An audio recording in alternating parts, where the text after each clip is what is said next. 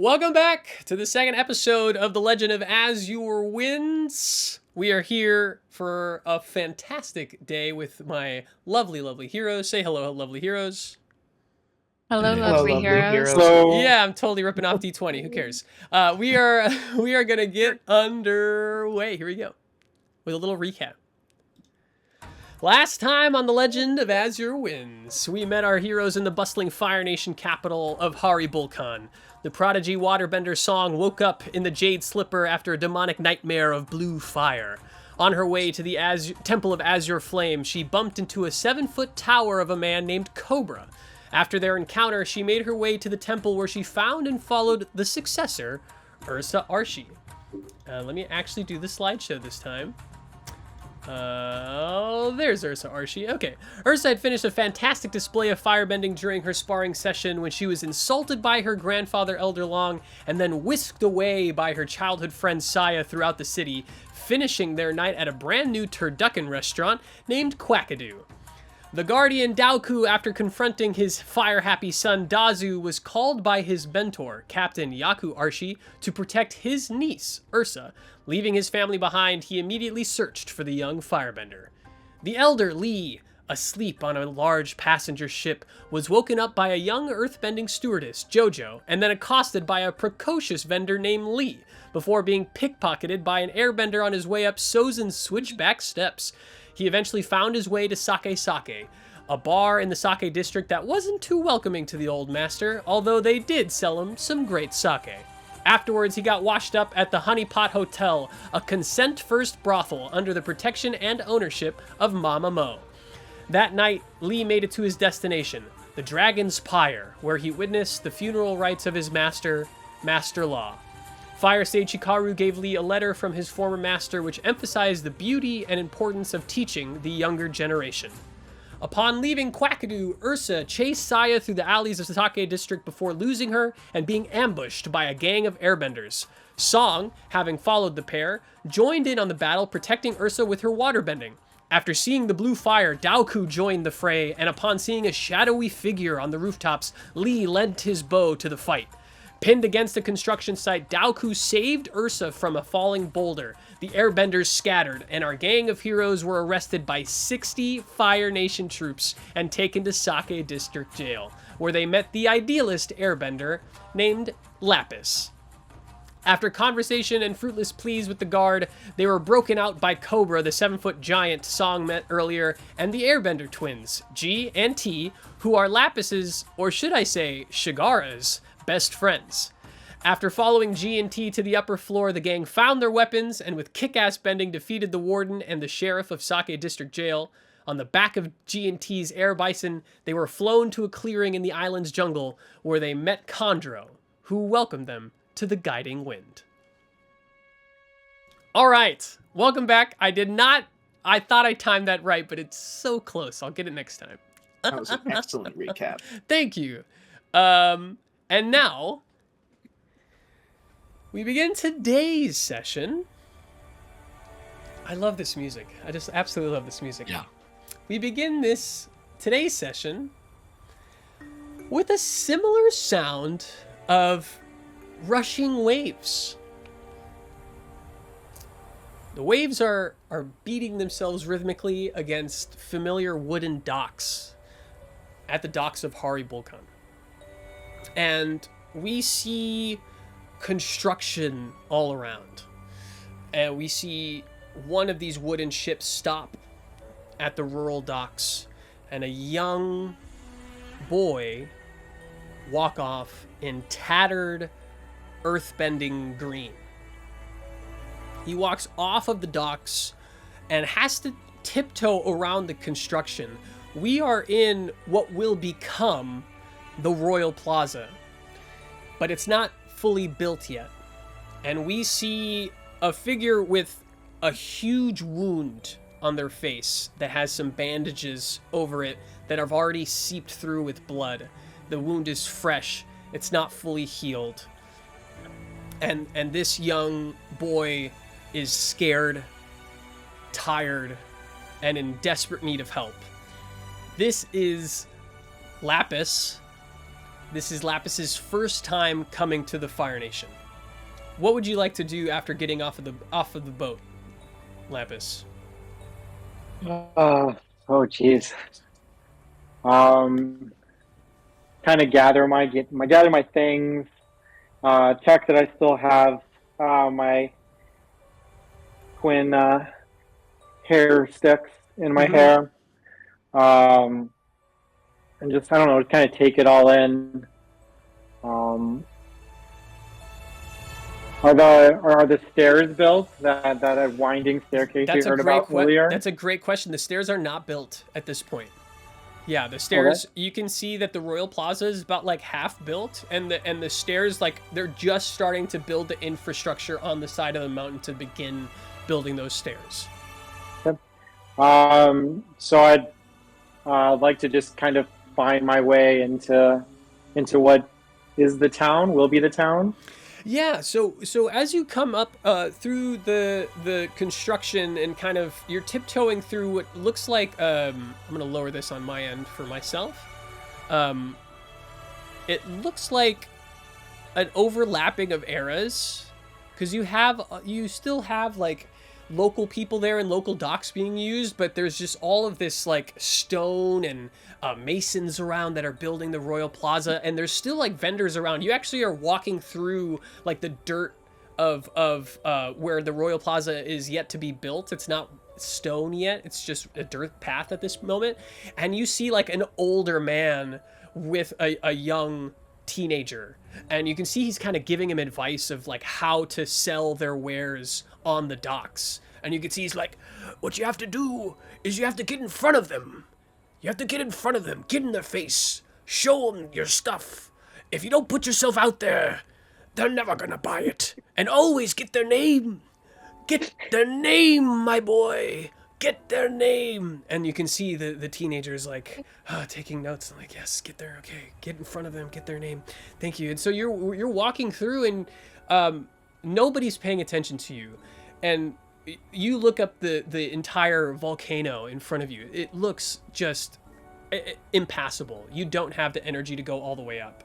And so you know what little you know of this area is in the harbor city is what they call it. There's like a lower district and an upper district.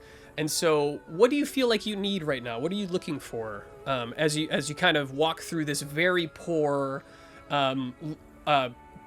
districts of the harbor city? Jeez. I mean, honestly, I just need to find some place to kind of make myself feel safe for a little bit.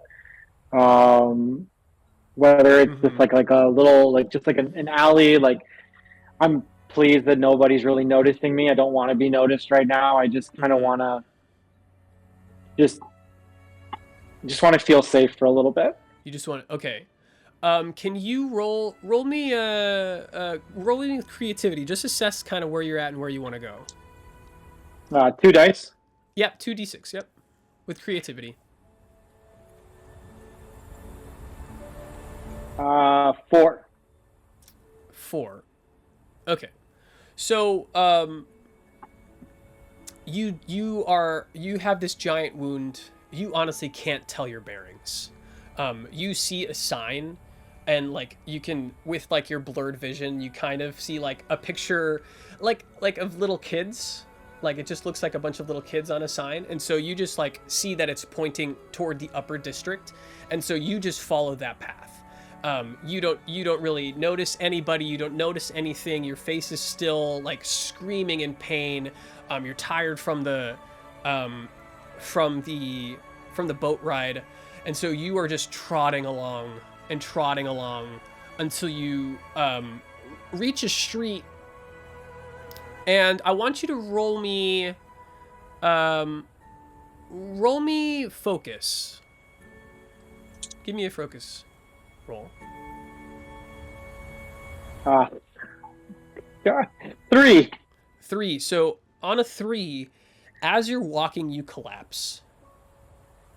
It starts to rain, because of course it starts to rain, and you can feel like the cool like mud that starts to form on your face as you're face down on the dirt road.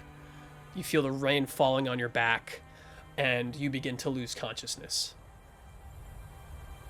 You're about to like fade away when you're kind of poked with a stick gently, and you hear a voice say, "Excuse me, young man. Do you need assistance?" And okay, Yeah. so she's yes, okay. And she steps back and she goes, Ryu! Ryu! Ryu, come here! And as you are losing consciousness, you just feel these big arms lift you, and you black out.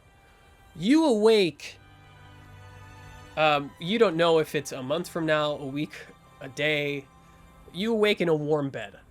And you awake hearing the same voice, "Get the breakfast ready, get the breakfast ready for the kids. I'm going to go check on the new one." And you see this old woman walk in. Excuse me. You see this old woman walk in with like a gray bun up. She's very kind face, like chestnut skin. She has like muted sapphire robes, and she sees that you're awake and she goes, "Oh, thank the dragons you're awake. You're awake. My name is Mother Gem. You are at Ember Orphanage, and you're going to be okay. What's your name?"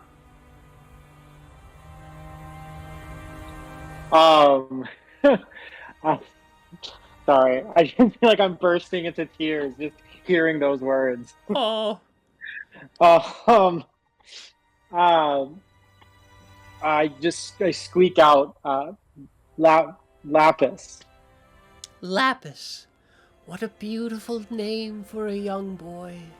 Well, Lapis, if you're hungry, I'd like to help you down to the kitchen. Would you like that? And yes, please. Awesome. As you get out of bed, you notice that your bandages have been changed. They're clean. She kind of, as much as she can, helps you up, and you see in the door this like pretty big figure, like probably like 5'11" or like 5'9", I would say, like super buff, jet black hair, and he goes, "Mother Gem, please allow me." And you feel the similar strong arms that carried you from the street, like guide you toward the kitchen, where you get a hot meal. You meet some other orphans that are there. What would you like to do in this instance? I'd like to just eat food. Eat food, yeah. Just stuff my face. Absolutely. So you're eating food. You're stuffing your face, and next to you, you see this kid. He's got black hair, and he looks over at you and goes, "Hey, you're the new kid, right?" Mm-hmm. And you could see, well, hey, I understand. Like, keep enjoying the grub. My name's Yoshi. It's great to meet you.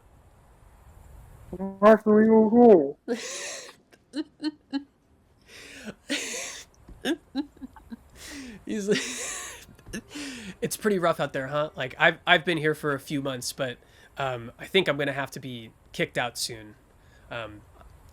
Getting too old. They can only have so many beds. What's your name? Lapis. Lapis? Nice to meet you, Lapis.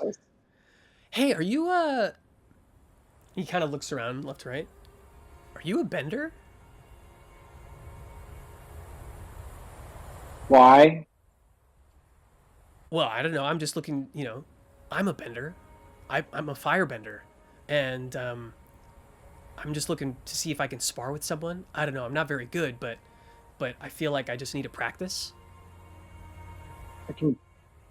I can bend a little air. Holy fuck, you're an airbender? And like everybody, the entire room like stops and just like stops what they're doing, and every face just like turns and looks at you. What do you do? Uh, yeah, I can bend air. That's not common in the Fire Nation. Not really. I mean, like we've been seeing a little bit of airbenders like come out, but like no, usually they're just kind of in their temples and like no one I've never met. You're the first airbender I've ever met. And all of a sudden like this group of kids just like surrounds you and gives you this like and they're like airbend something airbend like you see this like young kid like age 5 like fold a paper airplane and like just go like airbend my plane and and like puts it in front of you.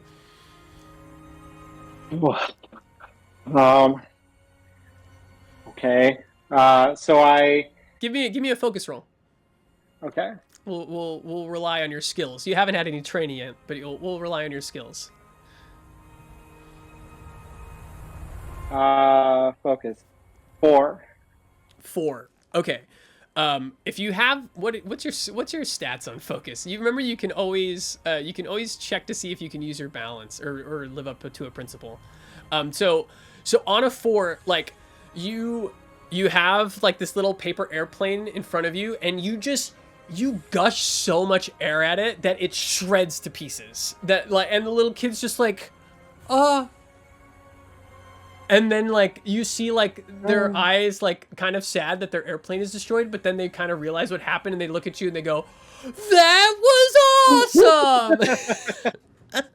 So your first day at the orphanage, all of these kids are super interested in you being an airbender. You have a full stomach. You're like, at the end of the night, you see Ryu and Yoshi. You see them both like go out into like the backyard, and you can see like Ryu is training Yoshi to like do basic fireballs.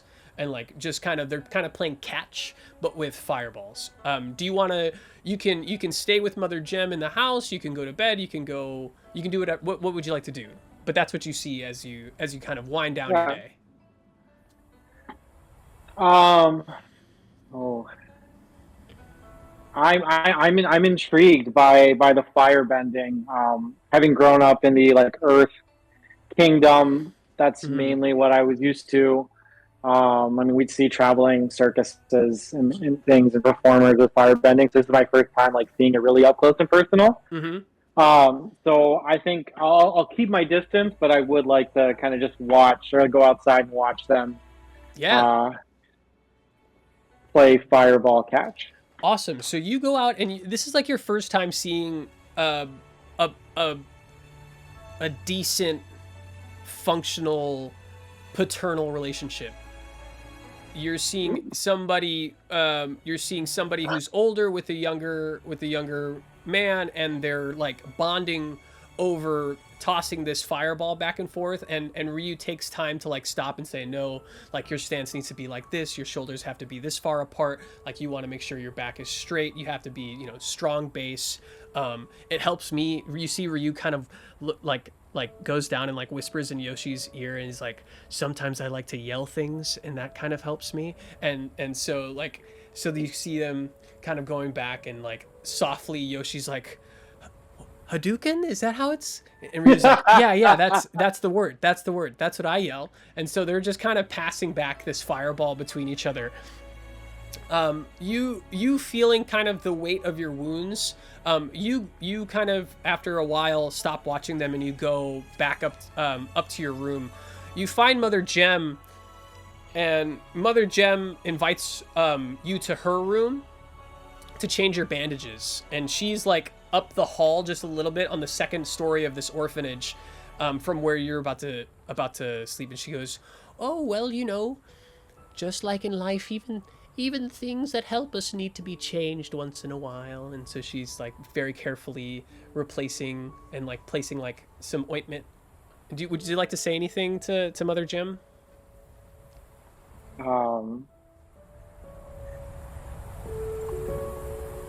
Thank you.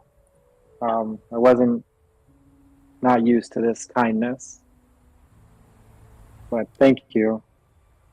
Well, it is something that my mother always used to say to me, and that Kindness doesn't go anywhere when you use it. It only spreads, and it only grows. And so, I think we can all use a little more kindness. And she finishes the finishing touches on your bandages, and she walks you. You're starting to feel a little bit more strength in your legs. She walks you to your room, and you begin to wind down the night, and you're in bed. You fall asleep, and you, in the middle of the night, start coughing, and you feel heat. You wake up, and you see billowing smoke coming in from underneath your door. What do you do? God. I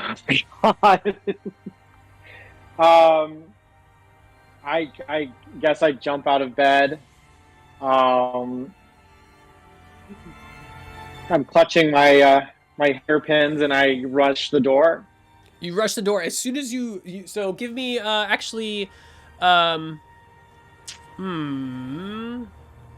with either focus or passion. And are you pushing it, or are you using airbending? Oh, I didn't even think about that. It's 4. 4 again. So you yeah. No, that's okay. So you roll. So you like run at it. You run at the door, and you kind of hit, and it hurts you. You mark a fatigue, and then you run up again, and you break through it this time, and you mark another fatigue. So you get through the door, and you see fire coming from the outside of the house, and it's creeping in. And you see like the hallway that you're in is just starting to catch fire. You see it's like roaring on the outside. Like you get the sense that you have like not a lot of time before the smoke gets to where you can't breathe, or to where this building collapses. What do you want to do? Why I rushed to Mother Gem's room. You rushed to Mother Gem's room. Okay, let me Yeah. Awesome. So you often struggle to Mother Gem's room. Yeah. So let me put on a better. This music is so beautiful. So you rush to Mother Gem's room. Fire licking. You can see like a small ember just like got on the floor, and it's like starting to roar. Roll with give me a passion roll. Or roll with passion. 5. Okay, with 5. So you're running. You don't have shoes. Your shoes are getting singed, and your bandage and your wound begins to like split as you're like running. So mark a condition. As you run in like toward where the fire is hottest, up to Mother Gem's room, you see her room. You see that like her wall, like on the other side of where the door is like all aflame, and you see her collapse on the ground. Oh shit. I mean, I guess I mean, my instinct is just to run to her. Okay.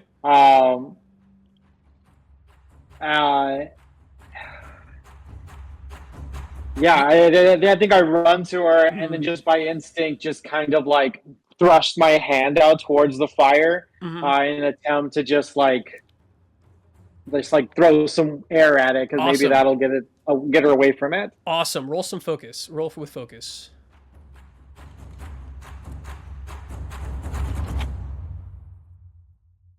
That is a 8.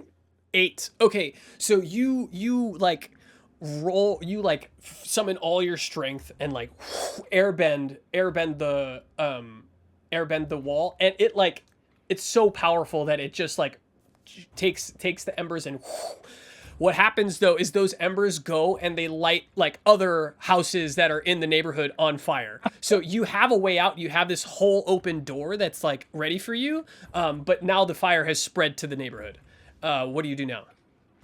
And we're on the second floor? We're on the second floor, yeah. Okay.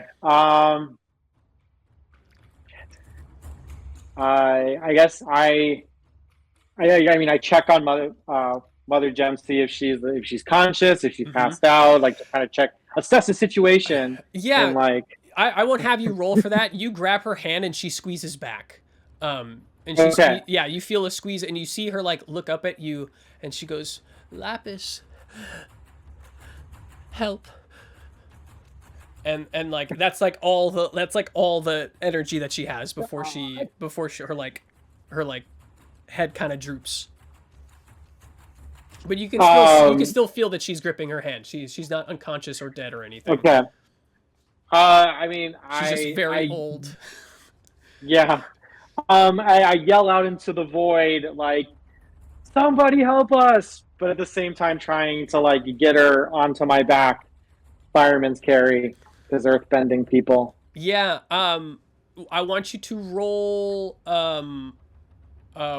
roll with passion. Roll with passion. You're gonna push your luck. 7. Okay, so you're gonna mark 2 conditions, but as you hold on, as you like grab, you are like able to like from somewhere, like this is the only person who's been kind to you besides your mom that you've ever known in your life. Like you dig deep and you like lift her like a baby. Like you grab, like her head is over here and her legs are over here, and you hold her like this and you have her in her arms. Do you want to go out into the hallway or out the door, or like out the like blown out wall? I'm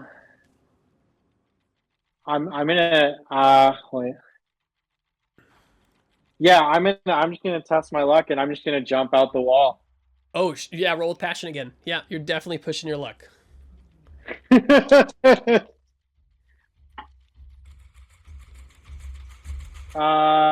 is an 8. An 8. Okay, so you are running.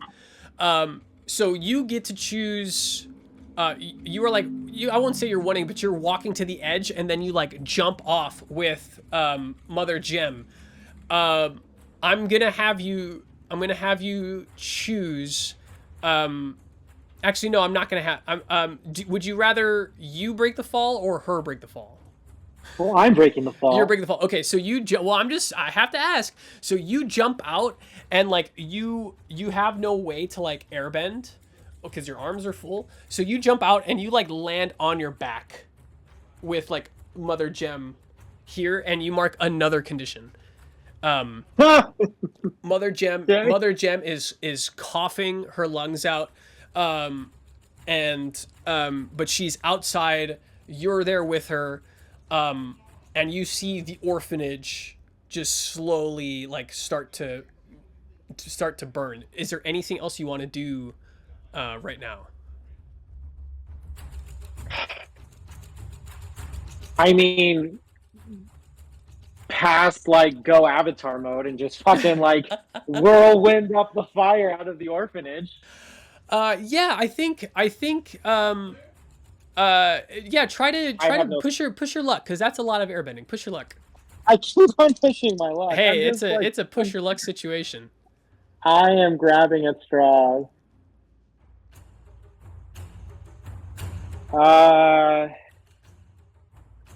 And it's just regular. Yeah, like whatever this says. It's roll with passion. All right, roll with passion. I think your passion is plus 10. 10. Yeah. Okay. So you fucking like. You don't know what, but you take this deep breath in, and you just like with the last bit of energy that you have, you like do this spin and like blow out with your mouth, and this huge tornado just starts and like goes over the entire orphanage, and it puts out all of the fire, but like the orphanage itself is like basically destroyed in the process. And so, but you see like. Because of this, like all of the kids who were in there, like were able to have time to like get out, and you're mostly sure, like you see most of the friends that you made like down the block to where you're at. orphanage is completely destroyed. The fire is out, and on a 10, like the tornado, like you guide the tornado to kind of put out the flames around you, and the flames in the neighborhood is also dwelled. It takes so much of your energy that you immediately pass out. Is that another fatigue? No, you're just passed out. You, after all of this, you awake after a few hours. And you see Ryu, Yoshi, Mother Gem, and like the only home that you've known for just a short time just completely destroyed. You are now homeless again. Sorry. Apologies. I did not mean to skip to this point, but you realize in this moment, like, you're homeless. You don't have anywhere to go. Mother Gem and Ryu are there, and Ryu is like, you've never seen this before. Like, Ryu is in tears, like, and like is apologizing profusely to Mother Gem, and he's saying, "I'm sorry, I was training the boy. We were going deep into the night. We just wanted to feel the glow of the fire, and I threw him a fireball I thought he could handle, and he couldn't. And it hit the bottom of the orphanage, and the flames started from there. And you can see Yoshi's sitting in the corner, like, of the four of you, and he has no expression on his face. He's just fucking numb. He almost killed everybody he knows. And you can see after Ryu says this, like, he gets up, he turns away, and he walks into the darkness, and you never see Yoshi again. Like, you that's the last time you've seen Yoshi. He just no. Yeah. At this point, the next day, you go to you're in the upper district, you go to the fruit market, to where there's huge, like, vendors, and you use your airbending to, like, start suctioning food into your hands. And you're, like, making these trips, like, every day, and this is how you feed Ryu and Mother Gem and yourself, and, like, you're suctioning, and this goes on for, like, you're living in, like, makeshift tents, you're staying with people, like, this goes on for, like, a few months of you stealing your food to get everybody by. And after Mother Gem sadly passes, I know, I'm so sorry. After Mother Gem sadly passes, Ryu comes to you and he says, "I'm sorry, Lapis. I have to go. There's nothing for me here." And so you and he have a burial ceremony, like a similar, like, pyre ceremony. It's not at the Dragon's Pyre. It's not in Hari Bulkan. There aren't two dragon stone things to symbolize. It is literally sticks on the beach. And you and Ryu, a few of the other orphans that were staying around you, like, watch the sun go down, and Ryu fireballs the makeshift pyre that you made to say goodbye to Mother Gem. You continue to steal food for the orphan gang that has kind of, like, formed around you. And one day when you're stealing this food, this old man runs out and goes, "Gee, Lee, after him!" And so two kids now start chasing you.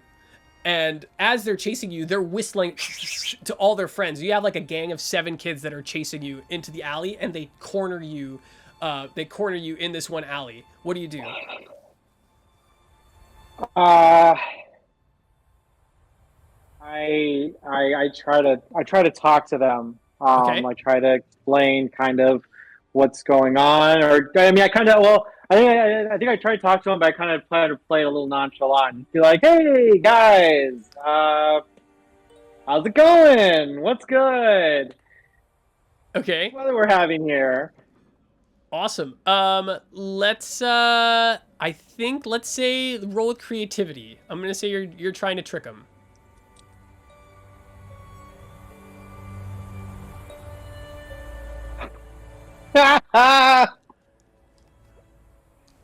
12. Oh, 12? Oh my god, the double air. Awesome. So they're like, oh, you're like, hey, I'm in this situation, and they're just like, oh man, that really, really sucks. And they all reach into their pockets and like start giving you like their money and like their food, and like as they're doing that, you see their dad like come around the alley and going, what the hell are you boys doing? I didn't send you after him so you could give him all your money. I sent you after him so you could kick his ass. And so the kids are like very confused, and like they're like, and the youngest like steps forward and like uppercuts you. Like punches you, and you take 2 fatigue. Okay. And you're gonna have a short combat exchange with this group of gang of young men. I did not prepare well for this. Okay. It's totally okay. Your trick was great. You have pockets full of money and food, so like even if you lose this fight, like you're totally fine. People will be fed. People will be fed. Yeah. Okay. And also for the rest of everybody knows what it's like to be Scott in the first session. So now Scott gets his long. I promised Scott a long vignette. So. Okay. So what do I decide to do? Yeah. So I have chosen my we're in combat. So let me switch the music. I have chosen my stance. So choose your stance. Okay. I am going to. Okay, I am going to.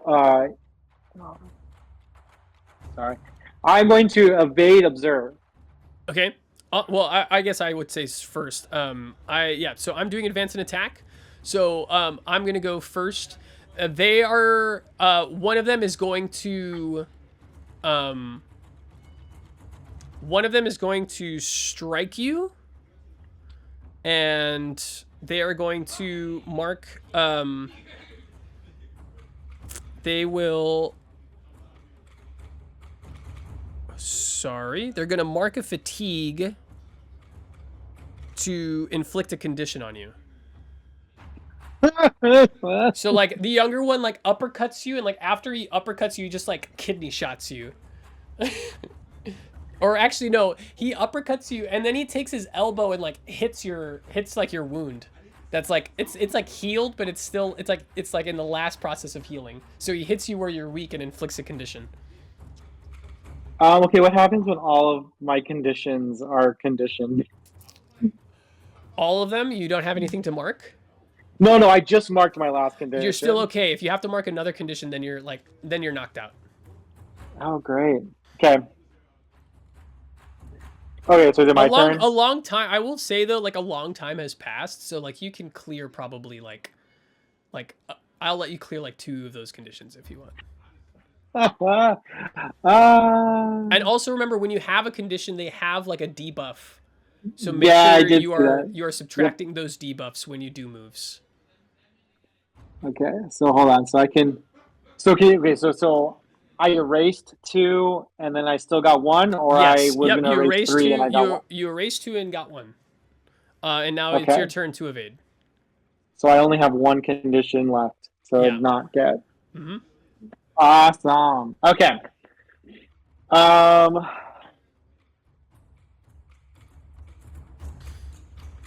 Okay.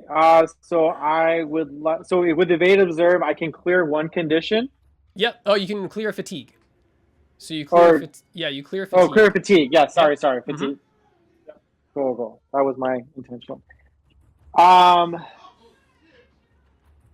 I am going to hinder one of, I guess, the youngest, because he struck first. Okay. I'm going to stun them. So they uppercutted me. I got the kidney shot. Mm-hmm. And so I kind of, just like with a flick of my wrist, just like and like they kind of stumble back, because they weren't expecting, they didn't see it coming, and so they stumble back and they're stunned by what I did. Awesome. So, okay, so yeah, so you hit them back, and they're like, that one's kind of stunned, and it looks like they're all gonna form around you, and they're gonna go in for like another combat exchange. Okay. And so I've chosen my approach. Let me know when you've chosen yours. Okay. Yeah.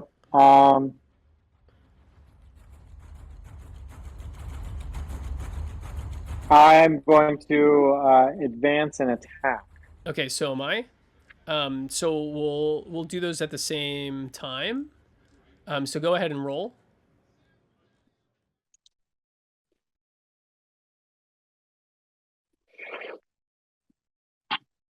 With passion, it's an 8 for me. It's an 8. Okay, so you can do whatever. You can do 1 basic or 1 advanced, or you can mark a fatigue and do... No, you can't. You can do 1 basic or 1 advanced. Okay.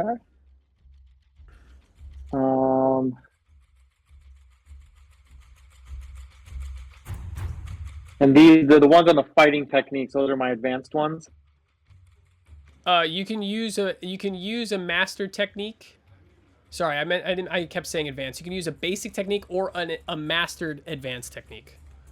Gotcha. Okay. Yeah. Not that one. Okay. I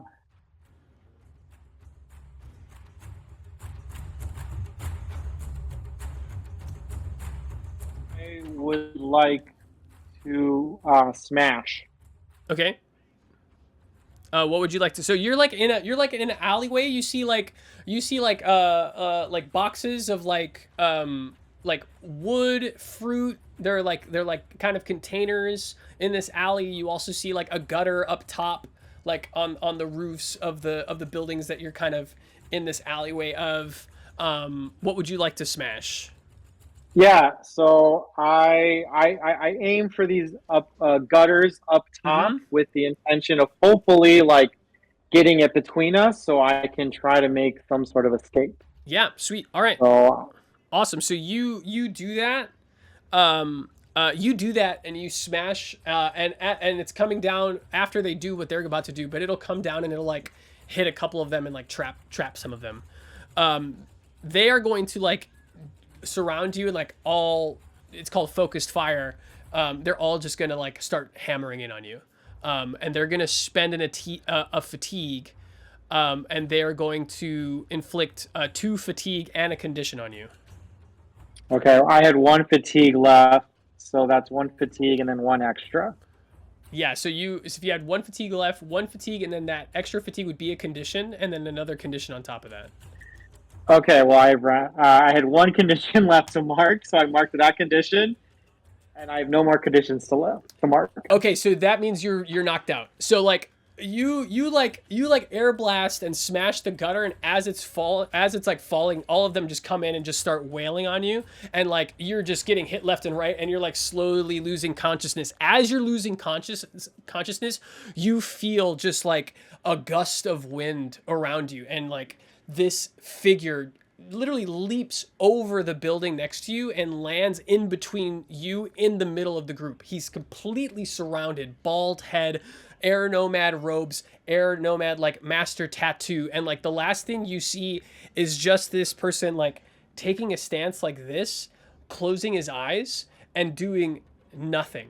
And like you see as you're like knocking out, all of them are like, what? And they like go in to like punch him, and it's like he's already sensed every single one of their blows before they've happened. And so you just see him like slowly move, and like with every single blow that comes in, he's like dodging, taking it, air bending their elbow, like so their entire body goes up. Like another person, he's bending forward, sending like a air bender kick, like push with his leg backwards. He sends every single one of their blows as they're happening, and at the end of it all, just super clean, everybody is knocked down. All of the kids are knocked down.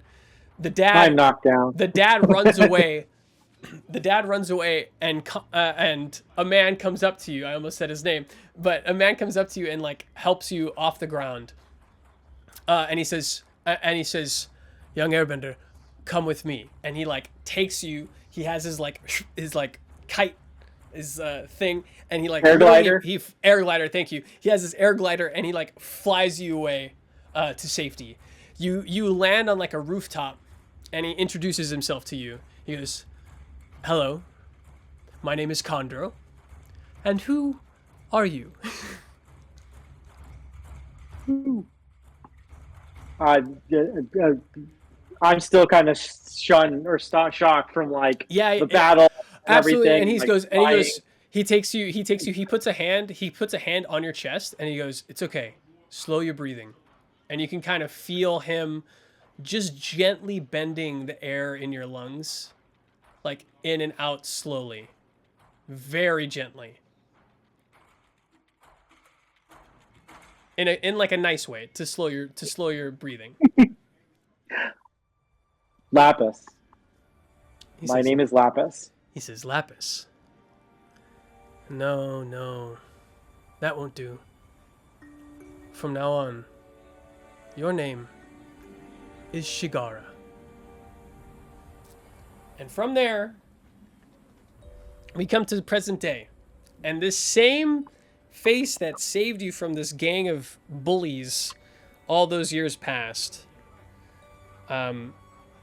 is now in front of you as you just all escaped from the Sake District Jail.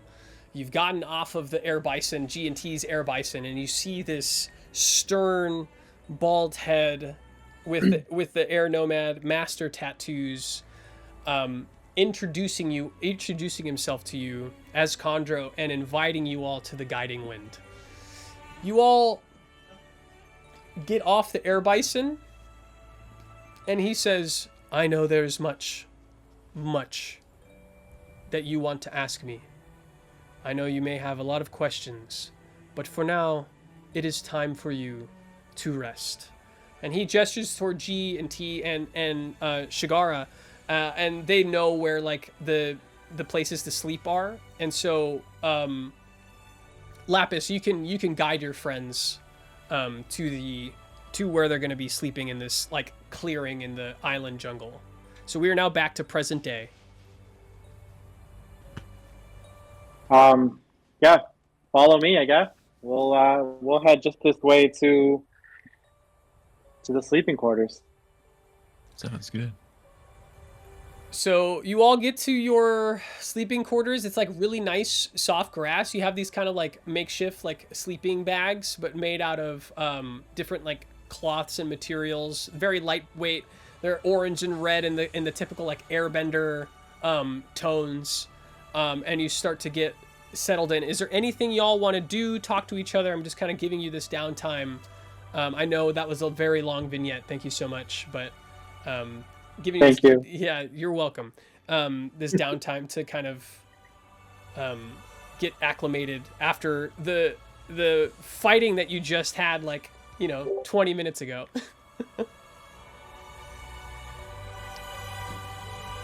Can I ask you, like, what can I do right now to like remove conditions, remove fatigues, anything I can do right now in that sense? After you go to bed, all of your conditions that you got from the flashback are gone.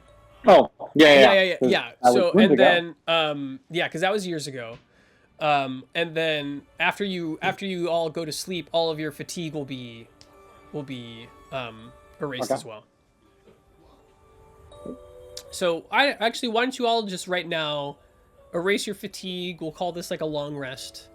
So erase all your fatigue, but still keep your conditions. And I just want to remind everyone, as we're in this like downtime moment, like you can erase conditions through RP. Clearing conditions is on the second part of your playbooks. Are we all able to do something at this Absolutely, moment? yeah. Everybody is in. We're all in this together. Am I able to hold Pride Audience with Daoku for a moment? I'm sorry. I just want to talk to Daoku. Yeah, absolutely. No, absolutely. Yeah, so you kind of go up to Daoku and you gesture that you want to talk to them and talk to him in private, and you move away from the group. And once I'm with Daoku, I want to take a moment to humble myself and apologize for not immediately thanking him for removing the boulder and saving my life. That's okay. I clearly have trouble with male figures of authority and shouldn't have taken that out on you. That's okay. I understand. So I just have a duty and I'm going to stick to it. So I appreciate it, but that's okay. I'm happy to do my job. So I also wanted to know if you had any advice or pearls of wisdom as a colleague and friend of my uncle. I have much to learn and would like to start here. absolutely. I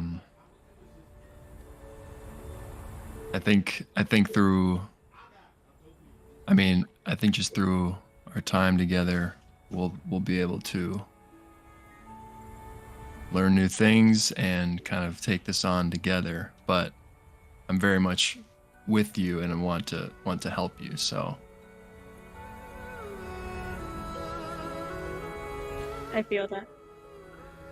Thank you. Daoku, I want you to check in with Ursa.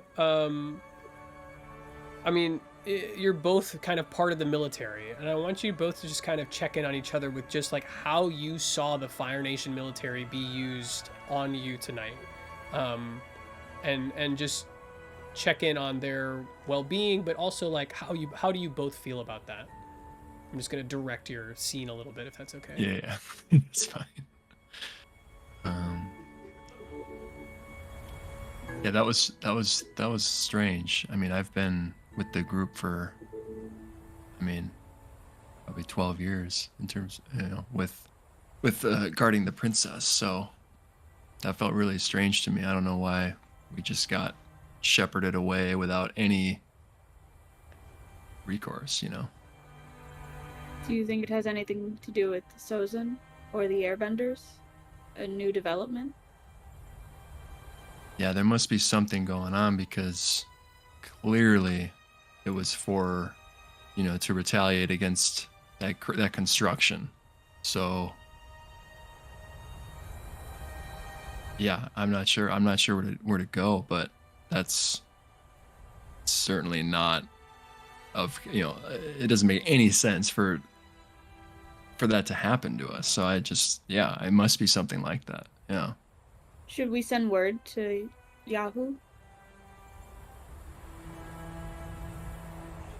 I'm sorry, what was that? Should we send word to an official about the treatment of the army at this juncture, or should we wait? Yeah, I think that may be wise. I'm just trying to gather it all myself because I've just never been turned, it's never been turned against me so immediately from my own group. So, but yeah, that makes sense. Daoku, I want you to roll with Harmony. You're guiding and comforting Ursa. Mm-hmm. And Ursa, I also want you to roll. I think you're both guiding and comforting each other in this moment. Mm-hmm. And so you can also roll with Harmony. Clearing my troubled condition. I'm sorry? I'm seeking guidance for clearing my troubled condition. Oh, awesome. That's great. Yeah, clear that. Good. Thank you. Good. What'd you get? What'd you get, me to Daoku? roll with Harmony? Yes. I got 8. You got 8. Okay, so I also got 8. awesome. Nice. So both of you can choose either to embrace the other's guidance and clear a condition, or to fatigue. It's your choice. And you both may ask one question to the other and they must answer honestly, or you can shut the other person down.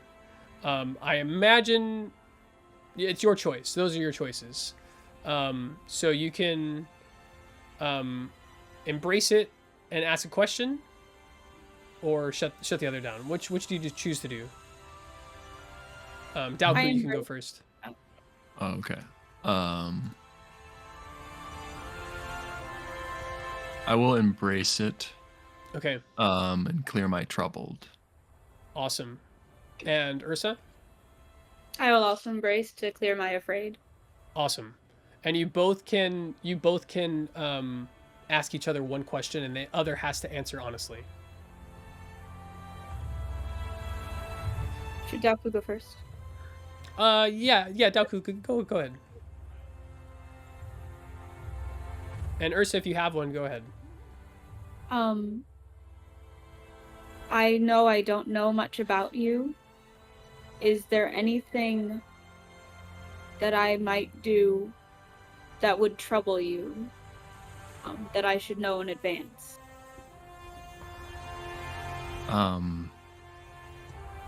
Well, I would first tell you to do your best to stay out of harm's way. Clearly that's not going to be happening from what we've seen so far. But I'm just, all this to say,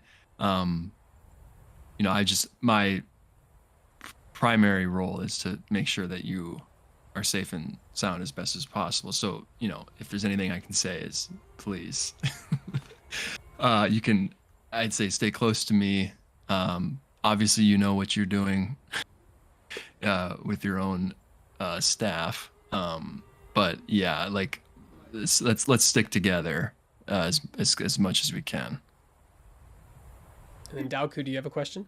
Yeah. So what do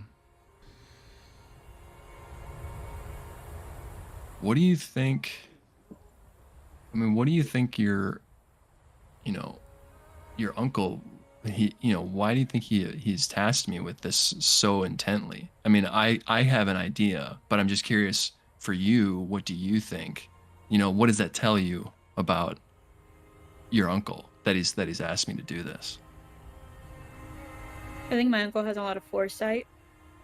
I have just returned from the Dragon Battalion. I was not aware that I've returned with a giant target on my back, but he clearly saw that, and with the timing of yesterday's attack in Saya, I think there's somebody or some bodies that does not like the House Arshi and is ready to fight.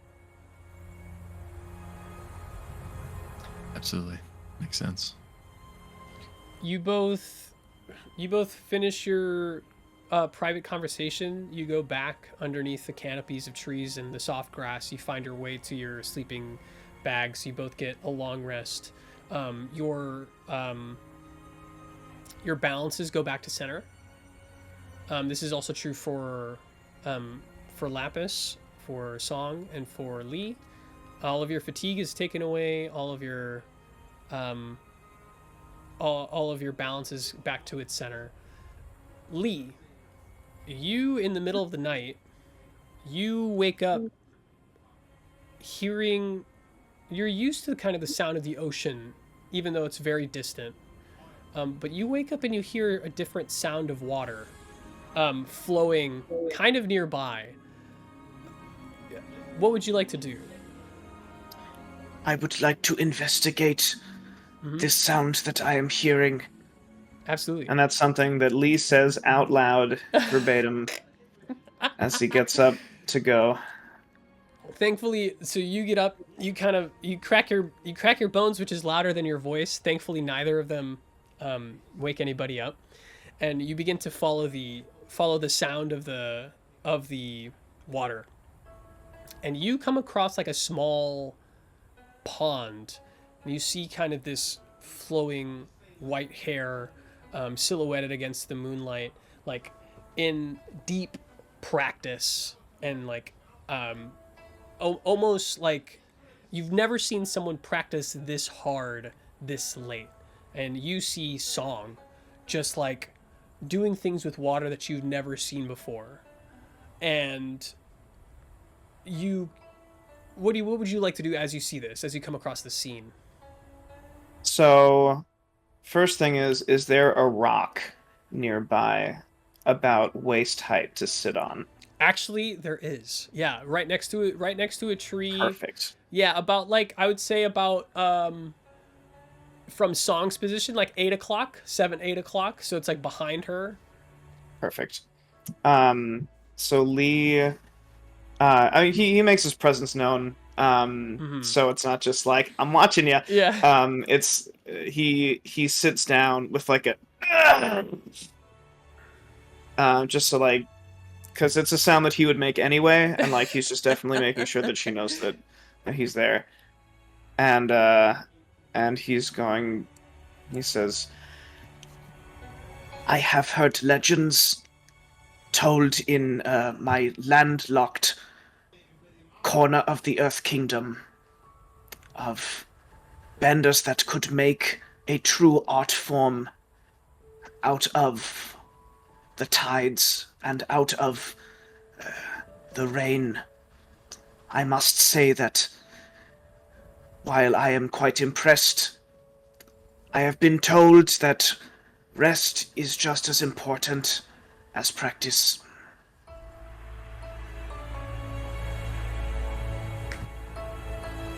Song says, she says, "You remind me very much of my teacher.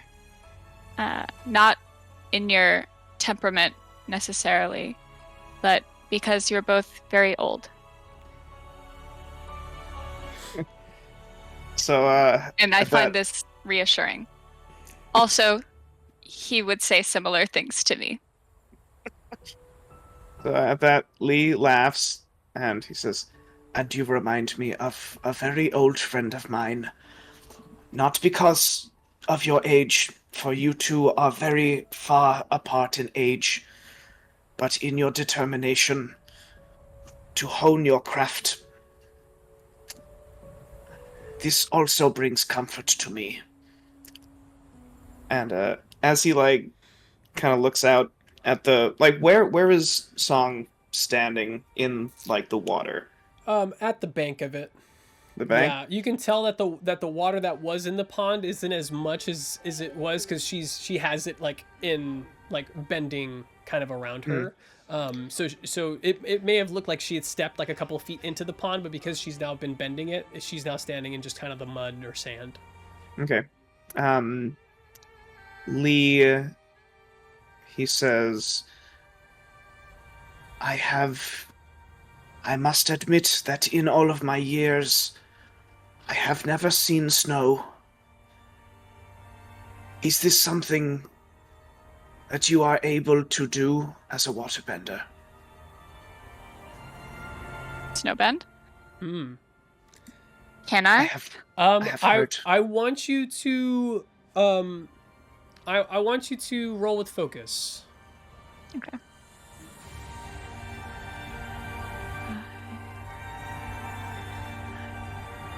$11. Yeah. On an wow. Wow. On an 11, you take the water, you kind of wrap it around yourself in this sphere, and you kind of levitate like Jubai did, and then you like sink through it, and as it goes above you, you kind of flick your hands very quickly like this, like, and it turns into a giant snowflake, and you bend it over Lee, and then you just turn it into just this light snowfall that gently falls over Lee, and you just kind of like bend them all very delicately down, and Lee gets to like experience this. To him, it's like, Christmas morning. It's thick snowflakes just gently falling over him. It is colder than I imagined it would be. Very impressive young waterbender. Song Thank says, you. "There's one very important thing to remember about what's that?" And she points, and she makes a snowball and throws it. That's amazing. So snowball, yeah. So Lee, you look, and as you look, like the snowball kind of hits you in the chest. So yeah, Lee, he noticing that it's completely fallen down the open part of his shirt, he starts like scooping it out. It's just like ah. But he smiles, and he says, "That was a neat trick." Through this moment of levity, I want each of you to clear a condition. This is that was awesome. Is there anything else either of you would like to do? My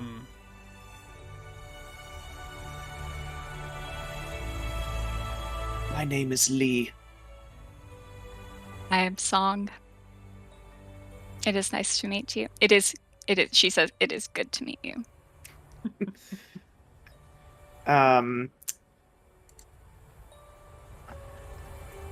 I would like to mark Song DM on my character sheet as one of the proteges. Awesome.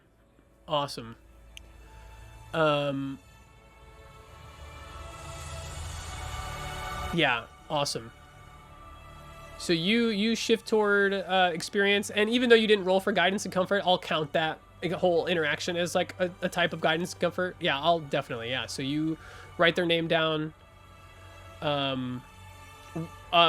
You should know their principles. So Song's principles are excellence and community. So which one would you like? I think community. Community? Awesome. Yeah, I think so. Okay. Because she is already excellent. So, Song is one of your proteges, and for those of you who don't know what we're doing, this is one of Lee's special feature for the Elder playbook. And so, basically, because they're so old, they don't earn growth.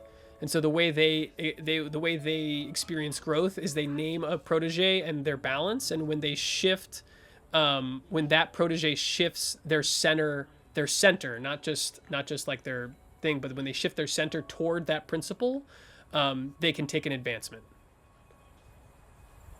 So if Song ever shifts their center toward community, Lee would take an advancement. Cool. Awesome. That was super cool.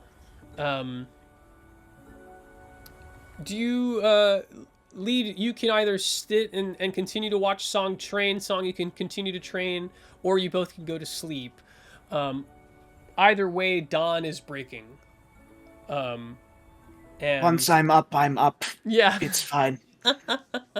So dawn breaks, and as the sun comes up, the camp begins to kind of liven up, and you see Chondro, you see G and T, and they start to like go and gather like nuts, berries. They found this kind of area because it has a lot of vegetables. They are all vegetarians, and so you are all kind of gathering those things with them to kind of get breakfast, essentially. As you do this, Shigara, G comes up to you. And as you're kind of gathering things, and people are kind of milling around, and it's not like doom and gloom. It's like people are laughing, people are riding around in air scooters, like people are like sucking berries up with like their air vacuums that they like make out of airbending. It's like pretty cool. G comes up to you, and he goes, "Hey, Shigara, you got a second?" Yeah. What's up, G? Last night, I was toast. I was toast back there. And you stayed for me, and all of you stayed for me, and I just want to let you know I'm not going to forget that. Yeah, you know me. I never leave a friend behind. Couldn't do that. I just want to let you know that if there's anything you need me for, absolutely anything, I'm right there by your side. And he goes to give you a shake and then kind of like stops and like brings you into a hug. Yeah, you both hug, and T kind of air scooters around you, and he's just like, "Oh, they're so cute!" Like G and she back together at last, and y'all continue. G is now one of your allies, Lapis, so you can add their name. You can add their name to your allies list. You all gather the breakfast, and you kind of you meet back in the clearing, and Chondro is there. And over breakfast, he's the one who opens up kind of conversation, and he says, he says, "I hope you all are okay with our vegetarian diet, and I would like to open this opportunity for you all to ask me whatever you like." So he quite literally just whores himself out for an exposition. He's just an exposition machine. I'm just kidding. I have questions, but if people want to go first, they definitely should. Because I don't want to take control of what's about to happen. He was on the wanted posters, right? Yes. Mm-hmm. He was on the wanted posters. I think with no social subtlety whatsoever, she just says, why are you on wanted posters? What, did you do something? He looks at you and he kind of chuckles and he goes, "And what would your name be, young waterbender?" Song. "Hello, Song. It's nice to meet you." And he's kind of popping berries as he says this kind of very casually. He says, "My face is on wanted posters because I am not necessarily well liked in the Fire Nation, and I oppose powerful members of the Fire Nation and their goals. However, not everything that you see is true." Which members are you referring to? There are members of the Fire Nation, particularly the nobility, and you can kind of feel his tone harden a bit. Particularly the nobility, who believe that it is their duty to put on our culture as air nomads.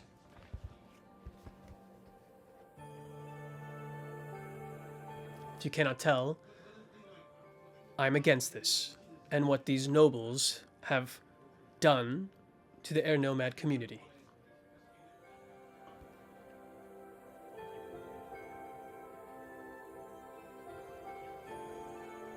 What can you tell us about the new construction in the district? The new construction. Yes. You must be talking about the Fire and Air Center of Learning, or at least that's what they're calling it. The Fire and Air Center of Learning is an abomination. It is a complete mockery of everything that air nomads represent. And even though every air temple has signed off on the project, I am vehemently against the Fire Nation nobility's meddling in our culture and in our affairs. And even though this may be a symbol of peace and learning for some, I see it as none other than a circus.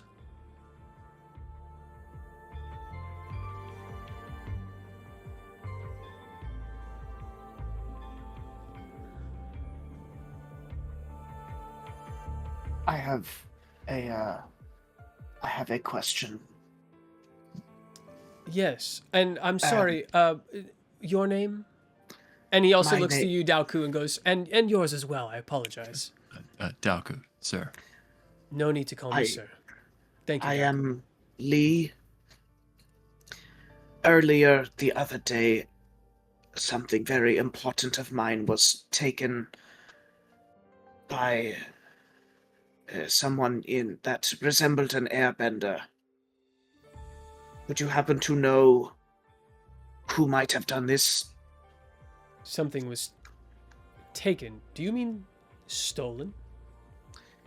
I suppose one could say that it was stolen from me, but I did not give permission for it to be taken off of my person.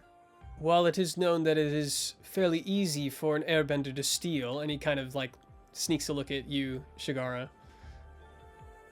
Can you let me know where this happened? It happened not long after I was not long after I arrived in town. Where was I?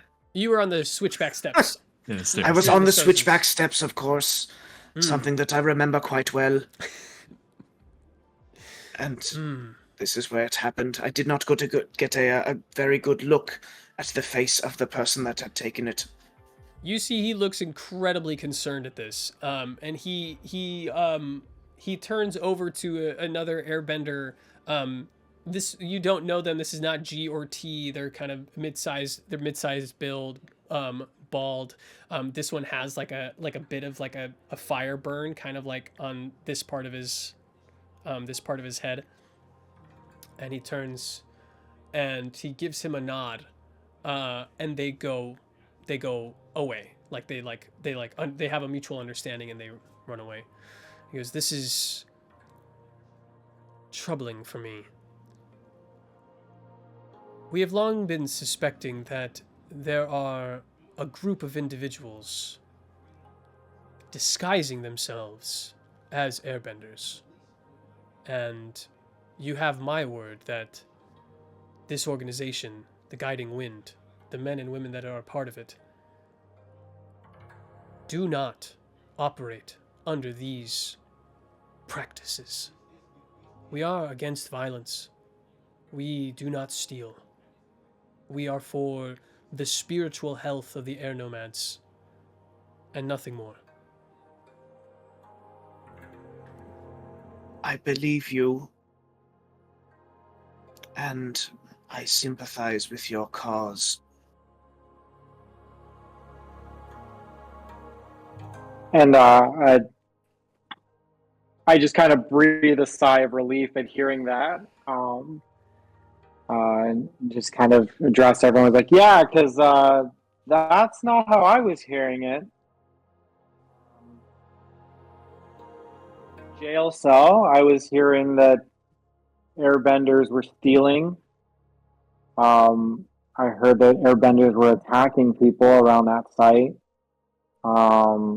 And I heard that just airbenders were harassing them, and I was a little concerned. It's not what we usually do. What's going on? That isn't what we usually do. And I believe there is a conspiracy afoot that we're looking into. I don't believe it is safe for you all to return to Hari Bulkan. You are welcome to stay with us here at the Guiding Wind for as long as you like, or until we maybe have some information more for you. In the meantime, you are welcome to the space that we currently inhabit at the moment, and you are welcome to train or spar with us as you wish. I hope you will take me at my word. I may not agree with all of you or your families or where you come from and your ideals, but I do not wish you harm. And he's finished his kind of bowl of like nuts and fruits, and he bows to you all, and he pauses a moment to see if there's anything else that anybody would like to say before leaving. Do you have an extra head scraper? Mine had broken on a boat. I always keep an extra. And you can see like he airbends very like delicately like this like, and it's not just like a razor. It's literally like one of the old school ones where you kind of like put it on the top of your head and like it has like multiple razors on the side of it. Whoa. It's like an ancient, yeah, it's like an ancient one. I'm pretty sure you see it in the Legend of Korra, but that's like the one that he gives you. It's so he hands it to you. Yeah, Leah's like internally he's just I have no idea how to use this, but he like just kind of like nods. He's like, "Thank you very much." And he walks off. At this point, I kind of in a metagame talk. I want to talk to you all about like training. So I sent you all an image of like that training move, and in the Discord.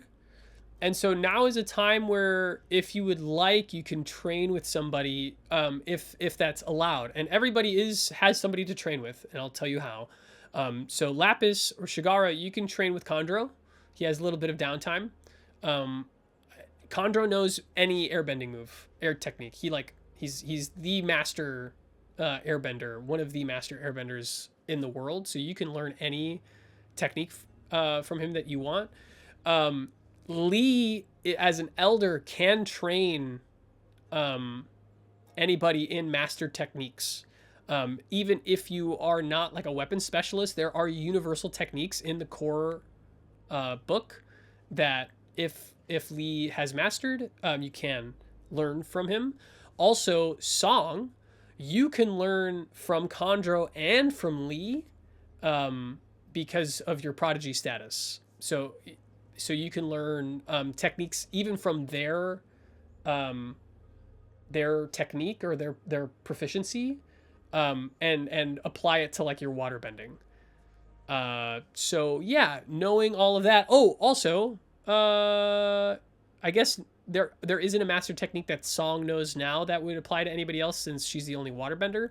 But if Song knows a universal technique, you can also train with Song. So Song and Lee you can train with if they have techniques that you want to learn that they have mastered. Any questions about all of that? I know that's like a lot of information to throw at you. But yeah, feel free to use this time to train, to RP, to ask questions. Yeah. Ursa, let's step outside. Let's go through some drills. Sounds good to me. I will. You want to know what? I will allow in your sparring, Daoku, for you to teach Ursa. Since you're a little older than them, I know that's like not specifically in your playbook, but if you want to like, if Ursa, you want to train with Daoku as your guardian and someone who shares the same like bending as you can definitely do that if you want. Great, thank you. You're welcome. Shigara, do you want to train with Chondro? Or Lee? I mean, I don't know what Lee is looking at right now in terms of like universal techniques. Also, like for Song, I know I'm kind of putting a lot out there, but Song, like, I think the technique that Lee used last time was like pin a fly to a tree. You can use that like, and with like an ice arrow. I like that one. Yeah. So I'm just throwing out suggestions and dreams that I have for you all if you want to follow them.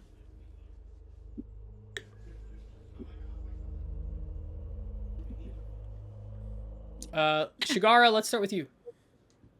Okay, yeah, I was just trying to figure out what I wanted to learn, but yes, I would love to learn a move, unless Chondro had one in mind. And this is the new move, correct? A new move, yeah. Yeah, so this will be like, yeah. And also, if you have a practice move that your master is proficient in, they can give you a mastery condition. Which I think the only person right now with a practice move is Song. Yeah, mine's still and unfortunately, just nobody here is a waterbender, so. Oh, I should have kept my list of moves that I wanted to do.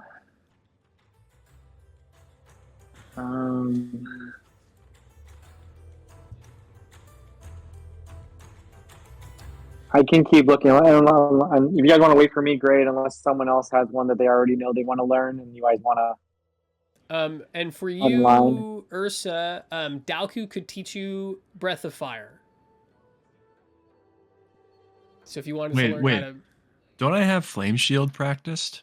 I did use that, I thought. Didn't it? Yeah. Did you use it in a combat exchange? Like, Yeah, wasn't it? I thought I used that in the with the warden in the sheriff fight. Okay, no, I believe you for sure. Yeah, so that's practiced. Okay. Anyway. Yeah. Awesome. No, the shield Sounds great. Sounds good to me. Like, yeah. Which one? The shield one. He Gotcha. can't teach the shield one because it's not mastered yet. It's just Oh, practice. okay. So Gotcha. Daoku, you would have to find a firebending master to give you a mastery condition Of for that. Flame Shield before it becomes mastered. Cool. Gotcha. Yeah. Okay. Gotcha.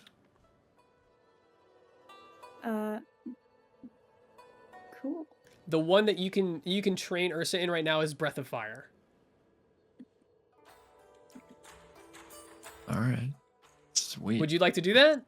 Yeah. Sure. Awesome. So okay, so you all so Ursa and Daoku, you had like your session like bonding session, and like in an effort to kind of work through the kind of wall that you have, Ursa, with like male authority figures. You're like, all right, I said I was gonna do this, like let's do this, like let's practice. So you both start sparring a bit.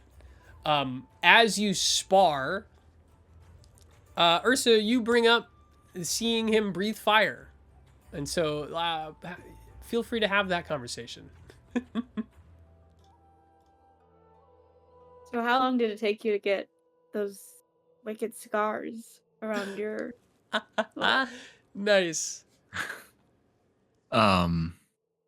I think they set in when I was in my late teens, because I had a reputation of just showing it off to my other to the other soldiers in the barracks. So I just remember after that is when I just did it so many times to where I started to get those scars right here. So yeah, it's probably like 18 or 19. So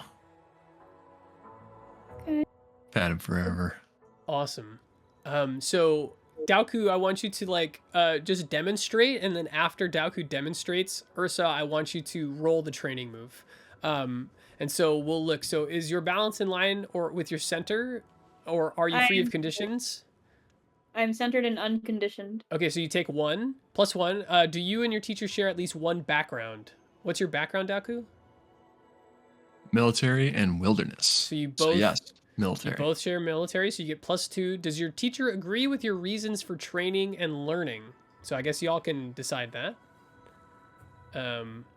So why do you wanna learn this breath of fire? I want to be able to protect myself. I can understand that. It's a very dangerous technique, though. So I want to stress, let's be calm and collected while training with such a technique. At this moment, Daoku, you remember the training session of your youngest son, and your balance is shifted to self-reliance. 1 space. Awesome. What am I trying to do? Sorry. Okay, and then the last one is the technique easy to grasp based on your current training experience and skills. I'm gonna let y'all answer that. Can you give us a bit more information on how... So, like, your training experience and skills is like you've been in a dragon battalion for 2 years. You're part of the military. You're like a master firebender. Have you ever made fire come out of your mouth though? No. So Except that quackadoo. Except yeah, I would say this is a -1. So you take, I would say total you take a +1 to your roll. So go ahead and roll with the +1 for your training, Ursa. Okay, great. I had 10, so it would be 11. Oh, fuck yeah. So Daoku, like, so you all are like sparring and then you have this conversation and Daoku shows you the breath of fire and like over like literally like the next 3 hours you go from like a little burp of like fire and like just like a little, maybe like a little spout, and then Daoku's kind of showing you like the It's breathing, from here. breathing Yeah, it's technique, from and he here. really shows you Yep. kind of like here, is you know, and like you have to feel like the pit of energy, the lake of energy in your stomach that you draw from, and in like in the day you are like fully breathing fire like a dragon, and you have gained breath of fire technique. Do you have access to the or Daoku, can you send Ursa via direct message that technique? Yeah, And the info. you have that learned. So you've now learned breath of fire. That is awesome. And your fire, of course, I don't have to say this, is blue. Like you are breathing blue flames out of your mouth. Okay, anybody else want to train? Yeah, Song. So under extraordinary skill in my character sheet, Mm-hmm. it does say when you study with a teacher to learn a new technique. Well, it says you cannot learn techniques by studying with a teacher if your balance is +0 community or lower. So Okay. I don't know if I can do this right now.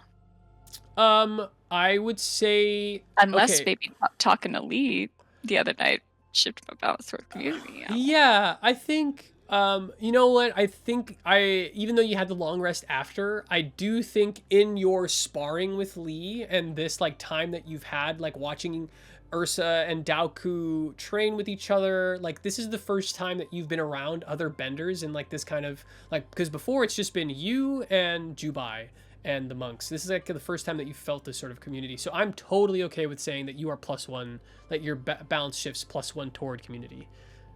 Okay.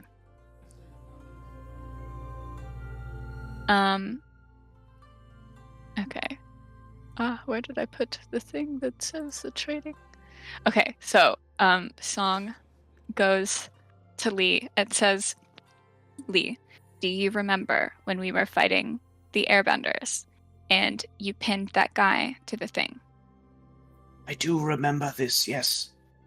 I would like to learn how to do this, please. I believe that the technique transcends the medium in which it is delivered. I will teach you. I will teach you. And in this conversation, I want Lee just ask why. Ask Yeah, Song yeah. why they want to learn this technique. yeah. So he says, you have quite a lot of skill as it is.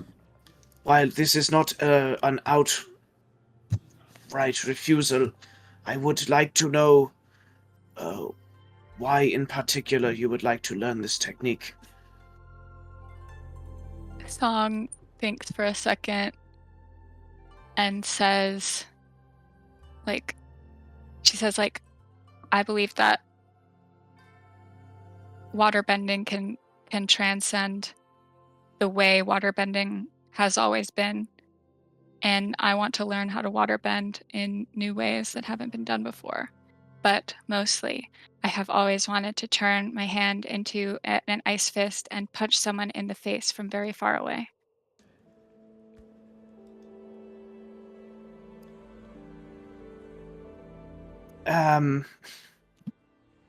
That is, I suppose, that is one way in which you may deliver this technique. Half of the reason that I had asked if you could make snow is, yes, of course, half of it was because I had never seen it before.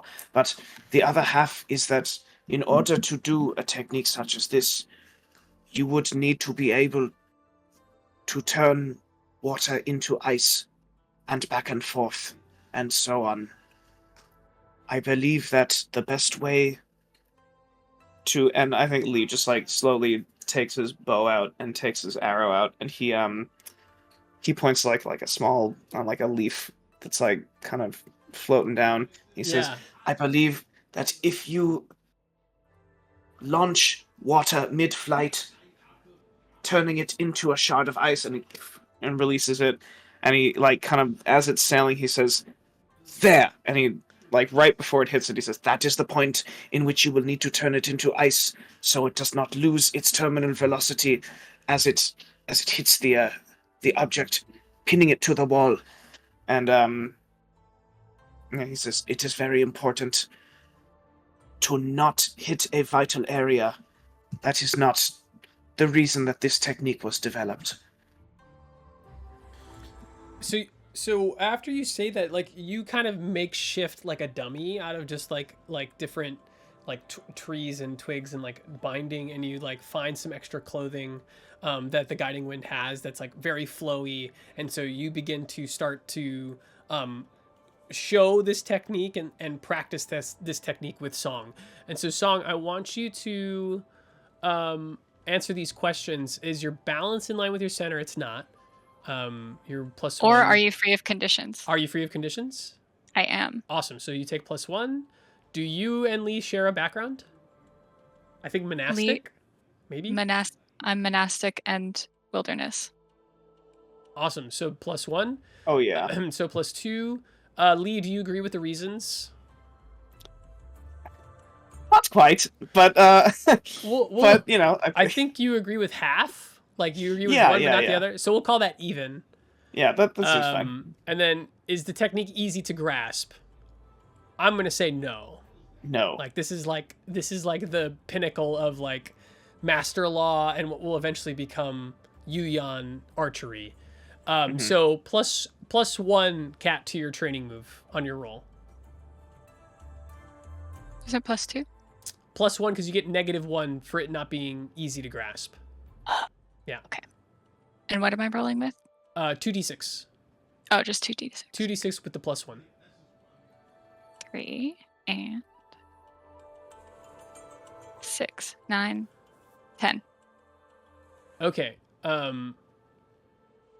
So you get 10. All right. So awesome. So yeah. So you, just like Ursa, both of you are just very bright, incredible benders. And so over time, like over like the first few hours, you're kind of getting the timing a little bit wrong, or you're hitting them like just as you've practiced your aim, like in very vital spots. Like you're hitting heart, head, like kneecap, the groin, and if you're not hitting them exactly like in those vital areas, you're turning the water into that ice arrow shape a little too early, a little too late.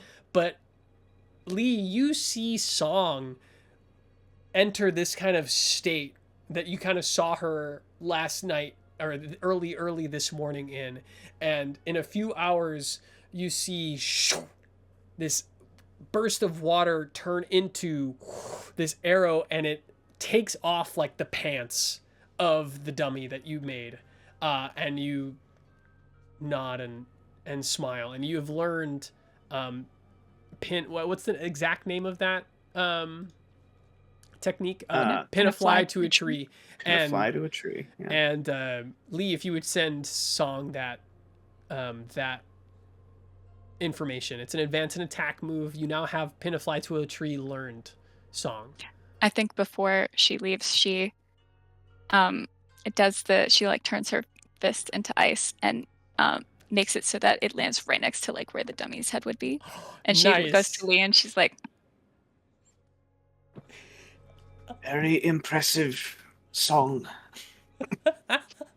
I love it. Oh, I love it. Excellent. Absolutely excellent. As you are oh no, sorry. Shigara. You're muted. Yep. Yes, I would like to learn Twisting Wind. Twisting please, Wind for from 500. Khandra. Okay. So Khandra first has you like both meditate together as the beginning of at the beginning of your, and at the beginning he kind of he kind of lays a hand on you and on your chest, kind of like he did all those years ago, and he says to you in just a very like low tone, he says, G&T told me you had been captured. I want you to know, had I known, you would not have spent that much time in that jail. And just kind of takes a moment to guide and comfort you. So you get a choice at this moment. You can either accept it, or you can shut Chondro down. So you can you can clear a condition if you embrace it, and you can ask Chondro one question, and they must answer honestly, or you can shut them down, and they inflict a condition on you, but you get to shift their balance. Oh, well, I don't have any conditions, but I'll still accept it. You'll accept it? Okay. Yeah, I accept it. I never doubted that they would come for me.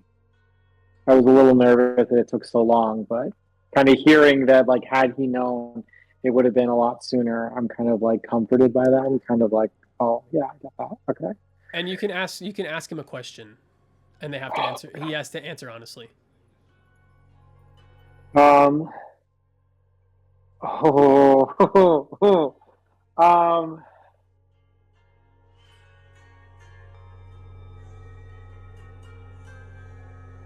we really non-violent? They're both sitting kind of cross-legged in this like space away from everybody else, and you're like feet away from each other. And this whole time he's kind of had his eyes closed. Even when he told you that thing about G&T, he's just kind of sensing your energy. And when you ask him this question, his eyes open, and he looks at you, and he does not break eye contact. And he says, "To the end." And then he continues. You begin your training. You begin your training with him. You start sparring and kind of moving air around. And do you ask him? Do you ask him that you want to learn this technique? Let me know what that. Yes. Oh, I think I did something. Yes, I ask him. I feel like I need a technique to defend myself and to kind of help those around me as well. Mm-hmm. And so I'd like to learn this twisting wind technique that I've seen you do in the past. Indeed, you have seen me do it. And he says, "Very well. I shall show you." And so is your balance in line with center? But you're free of conditions? Okay, so take one. You share a background, right, with Conrad? Yes, we're both monastic. Yep. I think he does agree with your reasons for training. And I would say, since he is your regular master, that you get a full +2 to this. Because the technique is pretty easily grasped by you, since like this is a natural progression of your training that you've had with Chondro thus far in your life. So you take +2 to your training move roll. So go ahead and roll that 2d6. So +2, 11. 11. God, y'all are fucking like honor roll students. So like amazing. So like you're up on this kind of like ridge where you all are meditating kind of above the canopy. Underneath you can see like roaring blue fires coming out of Ursa's mouth, and you hear like the thump of like ice against wood and arrows against wood the whole time. And while you're kind of floating above this, like he is showing you the balance in your body that you need to have, like this sort of like heaven and earth connection that you need to like twist your body in a way that's advantageous for you to keep your momentum moving forward. And so the entire time you're just mirroring each other and doing this twist, and then as you've gotten the twist down, then you start to add the air bending. And so you see him like go from doing like a single spin to then air bending all of the air around himself, so where he does like 7 spins in a row and like lands very very elegantly. And it takes you a few hours, but like by the end of the lesson, like you are doing it consistently with his guidance, and you have twisting wind learned and in your techniques. Very awesome. That fucking great training session montage, y'all. That was amazing. We're at this point, we're at an hour and a half, or hour 45. I think now is a good time after this training session to just take a quick bio break. So let's do that. I will see y'all in like 10 minutes. All right, welcome back. So you all had an amazing day, an absolutely amazing day of training. Everybody either taught someone something new or learned something new. Grade A pupils. As the sun begins to set, the airbender that Chondro like gave that look to and kind of sent off in the morning meeting comes like sprinting back, like burst by his airbending from the back, like, and he arrives at the camp. He goes up to Chondro and says something out of earshot of you all. Chondro then comes up and he says, forgive me, I realize that I didn't introduce you to Aki. This is Aki, one of the higher ups here at the Guiding Wind. Not that we're more of like an anarcho. Anyway, I'm not gonna get into it. Anyway, he's here. He's a good person, and he's back from Haribulkan, and he has some news for you all. There is a gang of air nomads sabotaging the Fire and Air Center of Learning, and we believe that they are the ones doing these crimes that you brought up earlier. Pickpocketing, muggings, violence around the center and in the Sake district. We don't have any knowledge of who they are, who they might be, but Aki has told me that members of the Sake district underground may have a clue. However, at this point, some things have happened in the last day since you were all captured. Air nomads are not treated kindly if they ever were in Sake district. They're arrested on sight. You were not the only people arrested by Fire Nation troops last night. Dozens and dozens of poor and air nomads within Sake district were arrested and then let go this morning. Sozin has put up a military blockade around the center of learning and is requiring all sorts of identification in order to even approach the site. It has essentially been shut down. And on top of that, he has begun to spread even more propaganda that the Guiding Wind has kidnapped Ursa Arshi. That airbenders are inherently dangerous and hate the Fire Nation.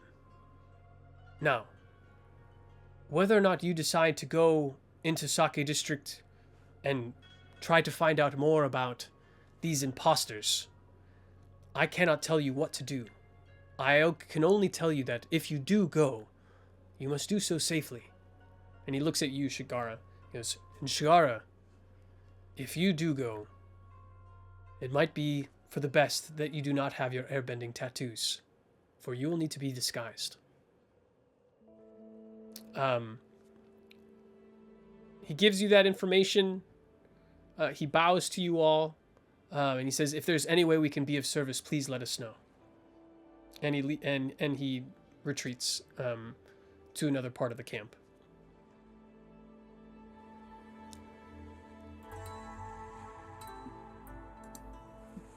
Does anyone own a hat?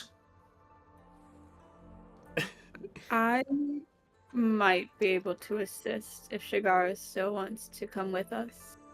If we want to go.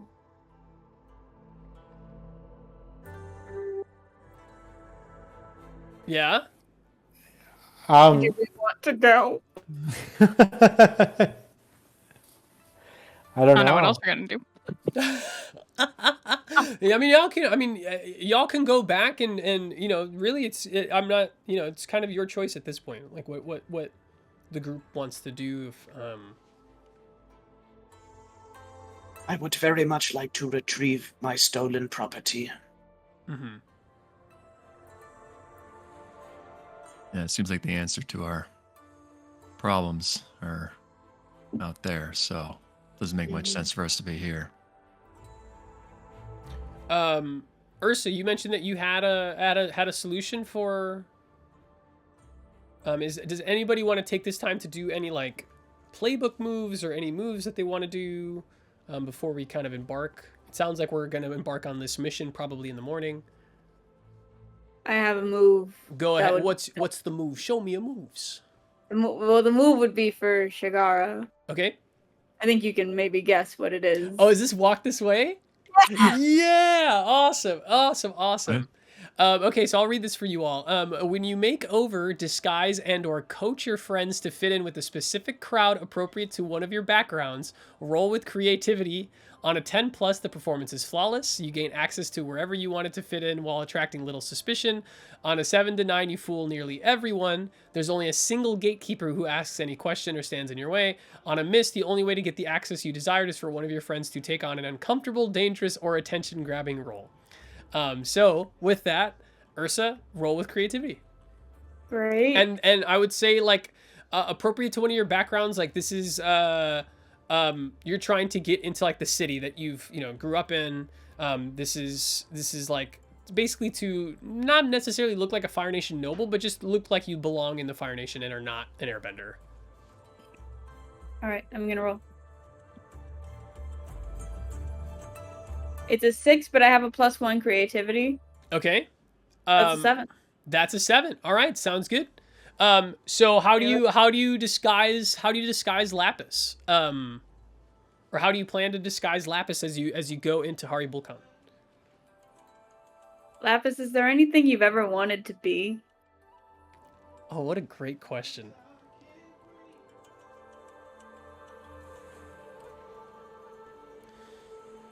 Like in what sense? Like, I mean, you seem pretty scrappy, pretty able to coast by on your own, but is there any life you would like to try on for a day? oh,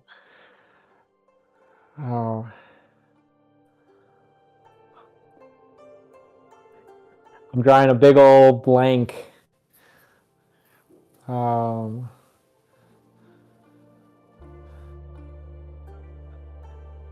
Yeah, I can't think of anything. That's okay. I have often dreamed of being a turtle duck. Maybe this would serve as an adequate costume. Yeah. All in favor say aye. That's a good idea. I think we'll keep thinking about it, though. A very large turtle duck. I have some extra clothes in my pack that I keep. They're rolled up tight in my bow staff. Just they're one size fits all. I like take part of my black tattered and I just real quick just take a little patch of something and just maybe you can put this to use. Awesome. Just something borrowed from everyone, just kind of Yeah, love it. patchwork Song can kilt. give her ice comb. Daoku, doing that shifts your balance to trust. This kind of dressing up is so unlike anything anyone in your family would do, Ursa, so it shifts you 1+1 to progress. Pogwes. Pogwes. Pogwes. To pog. To wav. Lee has a blanket that it's like dark green with a big Earth Kingdom logo in the center, and Lee it's like tucked in his pack, and he like slides it out and flings it out. And he says, "You might be able to wear this as a cape." And he just like ties it around. He says, "Don't get it too dirty. I sleep in this." And he And Lapis just kind of like and hearing that he sleeps in it just kind of is like, thanks. But then seeing the like Earth Kingdom logo is kind of a pang for past days, and is just kind of like grabs it a little bit tighter. But yeah, just kind of thanks everyone for their contributions to the new me. Nice. Nice. Lapis, how does that seeing that Earth logo? What emotion comes up for you? I mean, originally, like at first seeing it is kind of like there's a little bit of like my scar starts to ache. Not to like pull from something else, but I kind of start to feel that. But then I'm also like taken back to a memory of a similar cape that my mom wrapped me around in when I was a wee lad. So that's kind of why he like brings it a little closer. He's just like, oh yeah, like this kind of reminds me of those times. I want you to roll with focus for me right now. Yeah.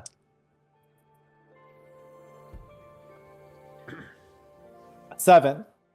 So you had this meditation training with Chondro throughout your time, and on a 7, like you feel those emotions kind of bubbling up, and you're able to like breathe through them, and you start to find like a little bit of your heart just like releasing that pain, and it shifts your balance one toward forgiveness.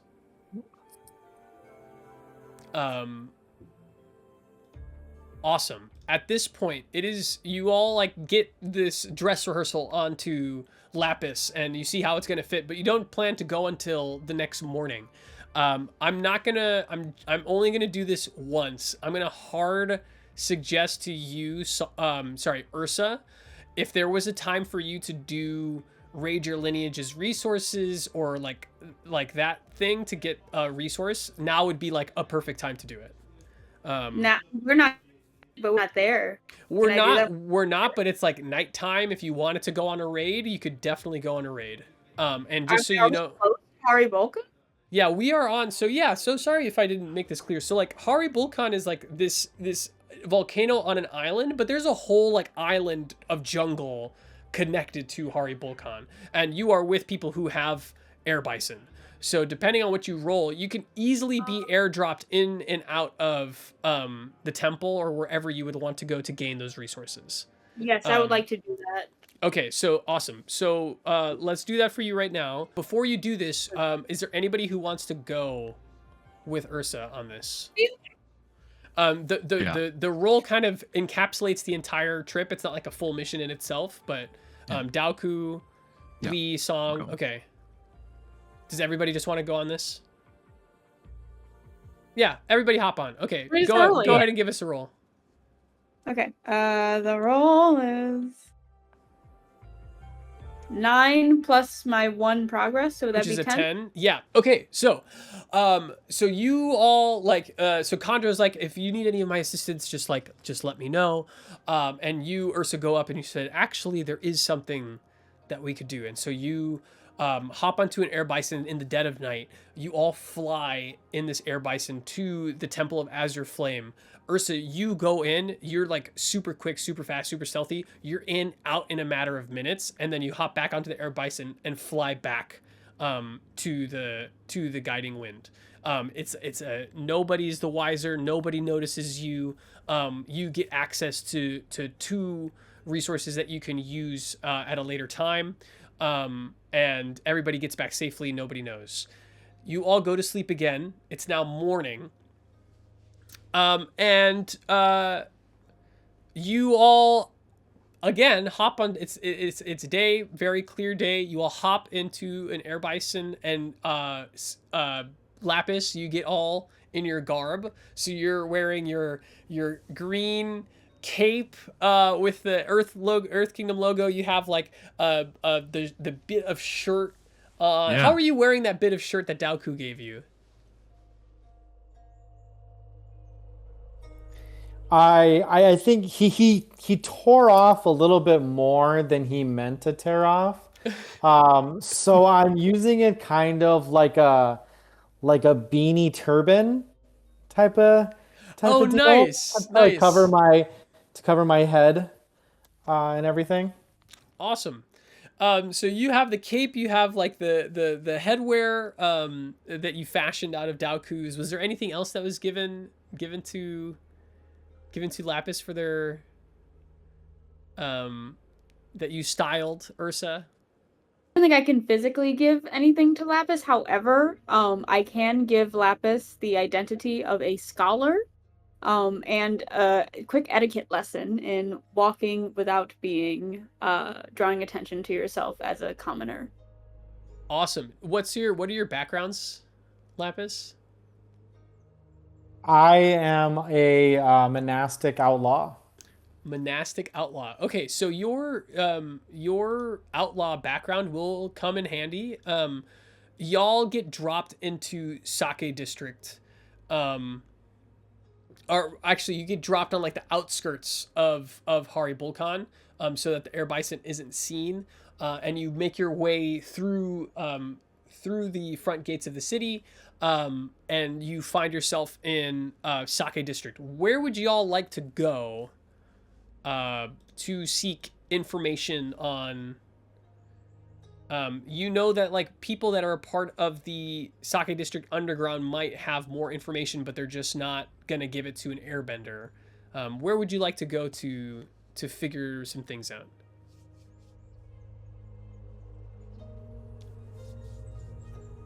So our options right now are either returning to the scene of the crime, the fire and air center, to the restaurant, the Teardakin place, to my house, or well, is your there your house isn't in the Sake District. The places that you know of in the Sake District at the moment are yes, the Fire and Air Center of Learning. Aki told you that had like a military blockade around it at the moment. There is Sake Sake, the bar that Lee went to. There's the Honeypot Hotel. There's the Jade Slipper Inn. There is Quackadoo, which is the turducken restaurant. And let me check my notes to make sure. I think those are all the ones that you all went to. Yeah, I'm writing this down, honestly. Yeah. So those are the ones that you all saw last session. That I would, yes. And what's the Jade Slipper again? Jade Slipper is an inn. That was the inn that Song was staying at, kind of run down in. Honeypot Hotel is the consent first brothel. Sake Sake was kind of a seedy bar that Lee went to buy some sake. And then Quackadoo is where you went, Ursa, last night with Saya, or 2 nights ago with Saya. There was a man behind the counter at Sake Sake.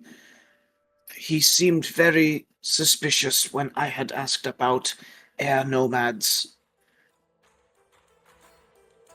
Yeah, I'm kind of thinking either Sake Sake or the place that Song stayed at. We gotta go see if Big Guy is doing all right. So kind of check in with him too. And at some point, I would like to enact whatever I can, my move, where I spend time with the locals, kind of chit chat with them. Oh yeah, you can find out. Yeah, so y'all make your way to Sake Sake. Is that cool? Is that where we want to go? Yeah, I was gonna say, I wanted to confirm, yeah. Y'all make your way through Sake Sake. As you're walking, you see alongside the posters, the wanted posters, one, you see way more fucking Fire Nation military. You're all dressed in a way that you're not in full disguise like Lapis is, but you're not wearing your usual, like, Daoku, you don't look like you're in your procession gear. Ursa, you're not wearing, you're wearing a kind of a cloak over your silver armor. Song and Lee, I don't think anybody would really recognize you, so you're wearing your normal stuff. But as you walk, you see so many more guards around the neighborhood. It's a very much like police statey. It's not giving good vibes. Next to the wanted poster on every corner, you also see like a notice on airbenders. And it's basically just like, it's just pure hateful rhetoric warning the citizens of the Sake district to be on guard for airbenders, that they're violent, they're armed, and dangerous. And so you kind of come into this place that has even though it's only been a little while, it's changed pretty significantly in the last couple of days. As you go to Sake, Lapis, you see on that road, you see locals that are you see some older people playing pai sho. You see some people tending like a garden in front of their building. What would you like to do? I mean, I always feel like the elders playing pai sho, the elders always have an ear to things. So I would like to go just kind of see what their game's like, see what's up, what's the latest pai sho gossip. Awesome. So go ahead and roll with Harmony.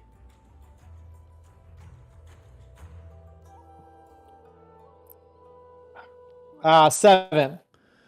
Okay, on 7. So you hear about like a major like a bug that's going around, like a major sickness that's especially like affecting older people, and like the way to the clinic, like the regular hospital that's in another district, that's in the Dragon district, is like the easiest way to get there is blocked by the military blockade. And so it affects like the elderly population in the Sake district, because one, there's like this illness that is mostly affecting them poorly, but also they can't get around very easily, and so they have to make like an extra like mile walk to get around the blockade.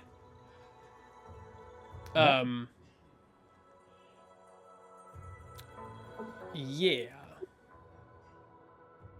So just Awesome. for everyone to know, so whenever yeah. I spend time with the locals about their problems, I roll with Harmony.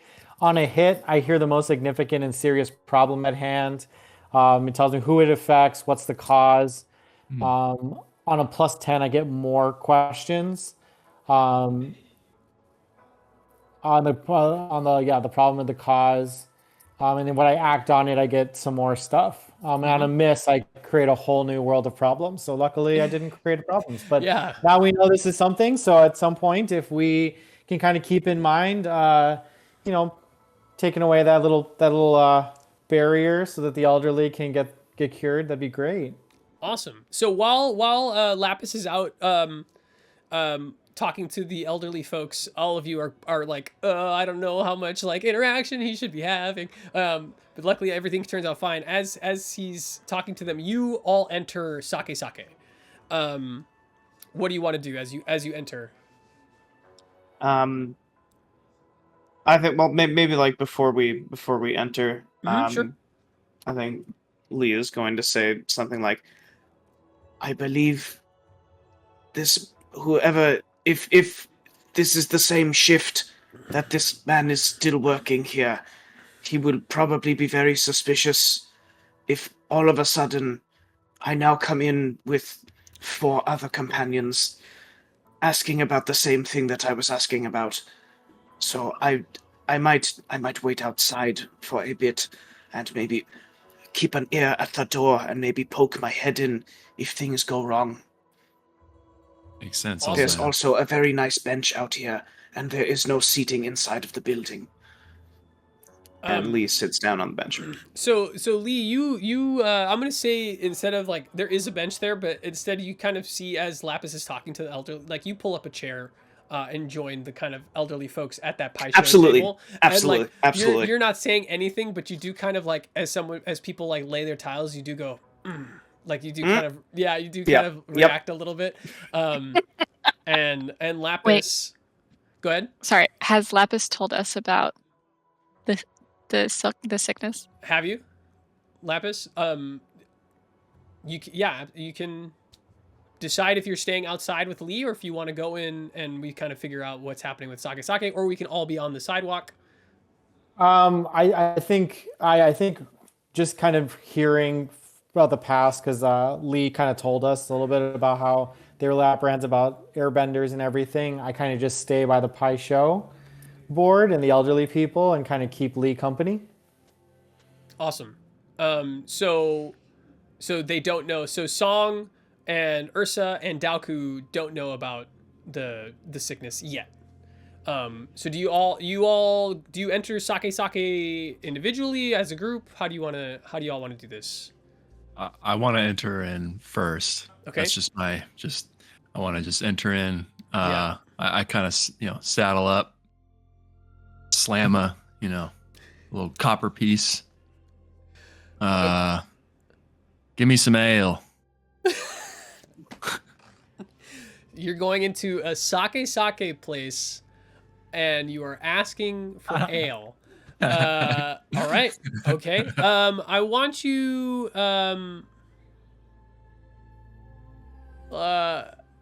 Doesn't mean they don't have ale. I mean, come on. That's true. So you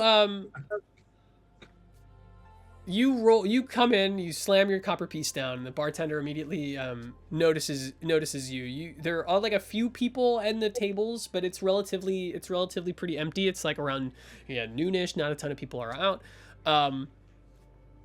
And he comes up and he says, "Ale, huh? Okay." And he takes one of his glasses and he starts cleaning it. It looks like it hasn't been used in a long time. Usually they just use the little cups for sake because that's what they're known for. But he's like, all right. And he goes and he fixes you up like a little bit of ale and he puts it in front of you. He grabs his copper and he goes, I haven't seen you in here before. What's your name?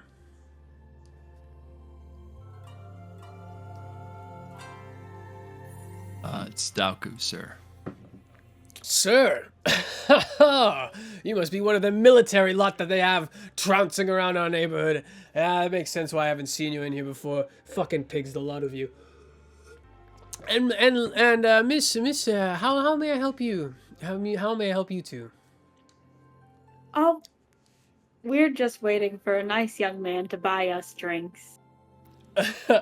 You hear, well, a nice young man is here, and you see this guy who comes up. He has like a trilby like hat, like fedora kind of on, like sort of tilted to the side. He's got like pinstripe black shirt. And he goes, well, what'll it be, doll?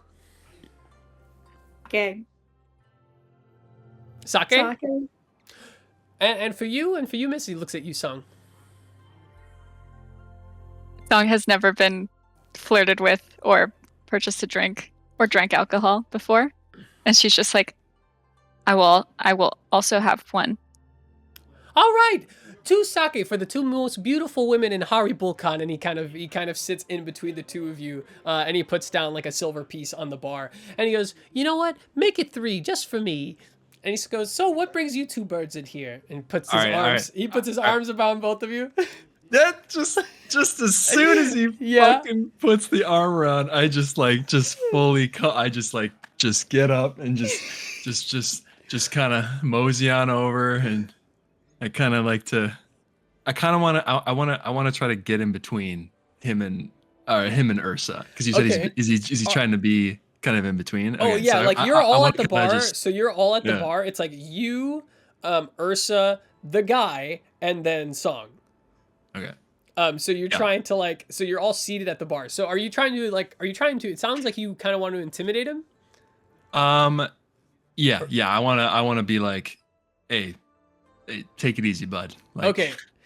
So let's have you roll with intimidate. Roll with passion. Unless if you I also want to let you all know you can live up to your principle if you want. Mm-hmm. If it's better for you, you can mark a fatigue and. I'm sorry, what was you said passion? Yeah, intimidate is with passion. Gotcha, okay. Mm-hmm. Gotcha.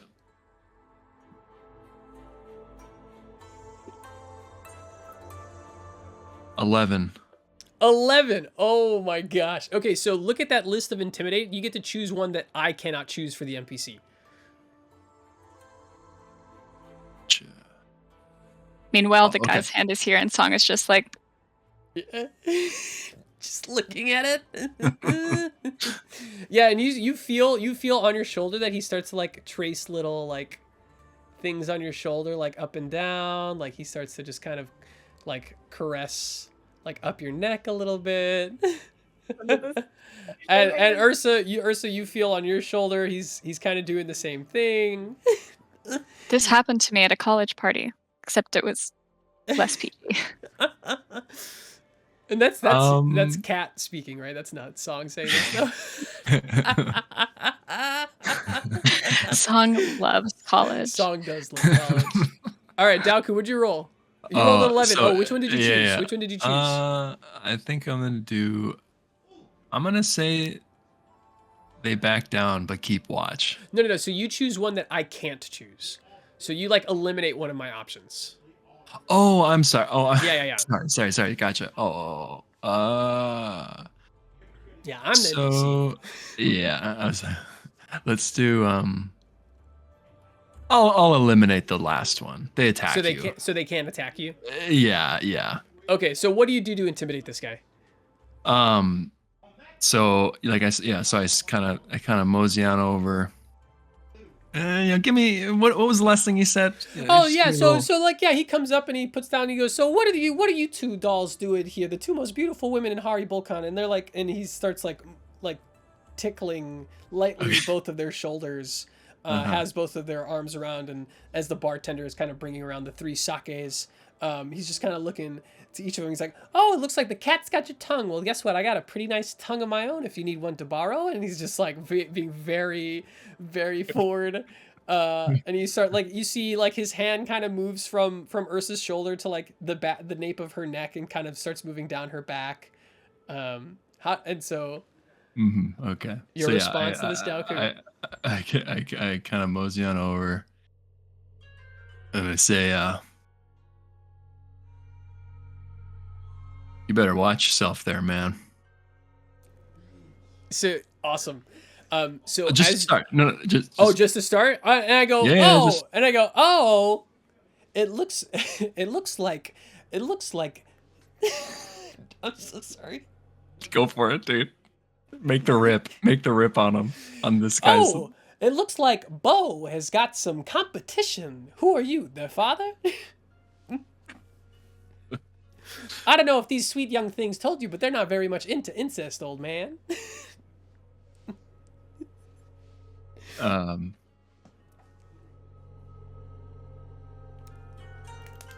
Is Daoku still intimidating? Yep. Oh, apparently, yeah. Sorry, I'm just thinking of what's the approach. So you better, Jesus, you better lay off. You better take that fucking hand off of her, or I can show you a nice trick. And so what I do then is I start to I start to just fucking, it's just like billowing smoke and shit. Yes. And just like steaming from my mouth and just like just that. Just fucking, yeah. Oh, I love that. So as you say that, like, or I can tell you a nice trick, like a little lick of fire comes out of your mouth as you say trick and burns, singes his ear, and so like that gets his attention to look back at you, and he just sees you like building up this huge volcanic burst, and he's just like, whoa, all right, okay, easy there, hot guy, I'm out, hey, you win. And he just, Bo has got to go, and he like takes his silver coin from off. He doesn't pay for the drinks, and he just bolts out of sake. As he's bolting out of sake, you hear like a thump. Lee and Lapis, you see this guy running out, but you don't see the person that they run into, but you hear this interaction happening. Like he runs and he hits somebody. He goes, "No, Bo. Well, what exactly are you running from?" And you see Cobra like pick him up by like the nape and like bring him back into the bar, and like so you see Cobra and Bo like walk into the bar, and he's like and he walks in and he's like, what would someone like you be running out of a fine establishment like this? And he like throws him, and the bartender like looks at Cobra and goes, hey, Cob, yeah, he was trying to he was being a bit of a skeeve, and he didn't pay for these drinks. And Song just like raises her hand and is like, "Hi, Cobra." and He Cobra, made me feel very uncomfortable.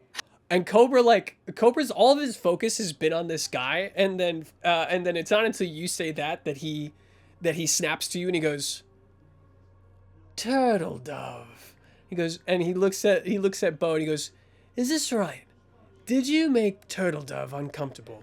Now don't you lie to me, Bo." And Bo's like, "No. I didn't do anything unusual. I mean, the guy came around there, I was just trying to buy him a drink. That's all." He goes, "You have 5 seconds to explain yourself." He's like, "What do I need to explain? Come on, Cobra. You know me. I never would do anything out of sorts." And Cobra like has him like by, and he looks back to you, Song, and he goes, "What exactly did he do?" He said that he had things to do with his tongue. "Oh, is that right? With your tongue, Bo? I wonder." And you see Cobra like in as quick as a flash, he goes, "Well, let's do something about that." And he like raises his arm and he rips Bo's tongue like out of his mouth, and he goes, "Well, here we go. We have plenty of things that we can do with your tongue." And he like throws it in the trash, and he like walks him out of the sake and throws him into the street and comes back. What do you do? I hug him. You hug him? Oh. I love Cobra. And he just kind of like, he's like, "Is it all right?" He's like, "I guess Eve's not gonna yell at me if I give you a hug back." And so she says, "No, you are like a brother to me." Oh, and he goes, "Well, Turtle Dove, you're the sister I always wanted." I want to do a quick, just a real quick, like a assassin, Oh yeah, kind of yeah, greeting, absolutely. Like, hey, thanks for the 1-2 right there. Yeah, he gives you the handshake, and then he goes to Song. He goes, "So Song, who are these friends of yours?"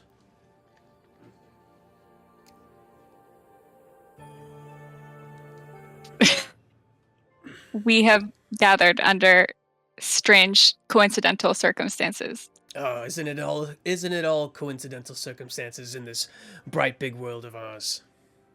I'm going to take this moment to just think about your response. Lapis and Lee, do you want to stay outside? Do you want to come in?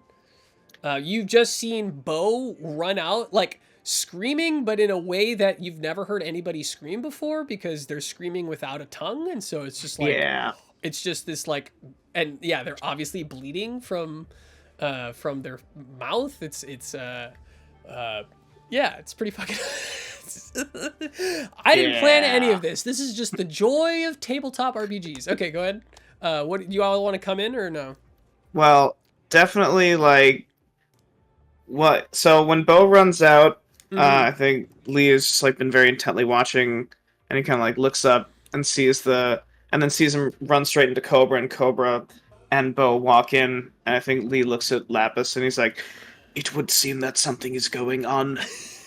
And then like 5 seconds later, when he runs out, he sees Bo and he's like, he kind of points and he says to Lapis, "There is a man bleeding from the mouth over there."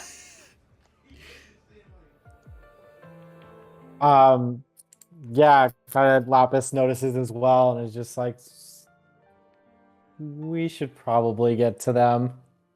That is a lot of blood. That is a lot of blood. Do you want to interact at all with Bo, or do you want to go in? I know that Lee at least is like, Lee knows, but like, that's a lot of blood. Lee's gonna be like, he's gonna walk up to him very quickly and be like, "Sir, I'm going to suggest that you cauterize that wound rather quickly, or you will surely die."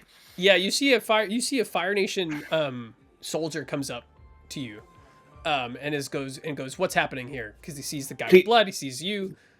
"Please help this man. He is bleeding from the mouth." And then Lee just gives a classic Fire Nation bow. The Fire Nation guard like reaches over you to your quiver and takes out one of your arrows, he firebends the arrow tip, and he goes, "Come here," and he like literally like shoves the arrow tip into the dude's mouth to cauterize, and like Bo's just screaming. He stops bleeding, but it's like incredibly painful.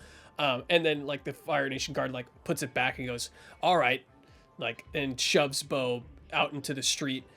He gives you a look, a very long look. And then like kind of just like shakes his head and walks back to the corner. Yeah. I think we should go inside. So after that, Lapis and Lee, you go in and you catch the end of this conversation of like, so Song, he asks you who these friends of yours are. Right. She says, "This is Ursa, who is my friend. And Daoku is also here."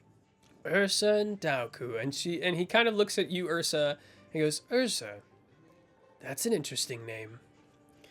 Pleasure to meet you both." And he hands you like a hand for you to shake. Please make the request.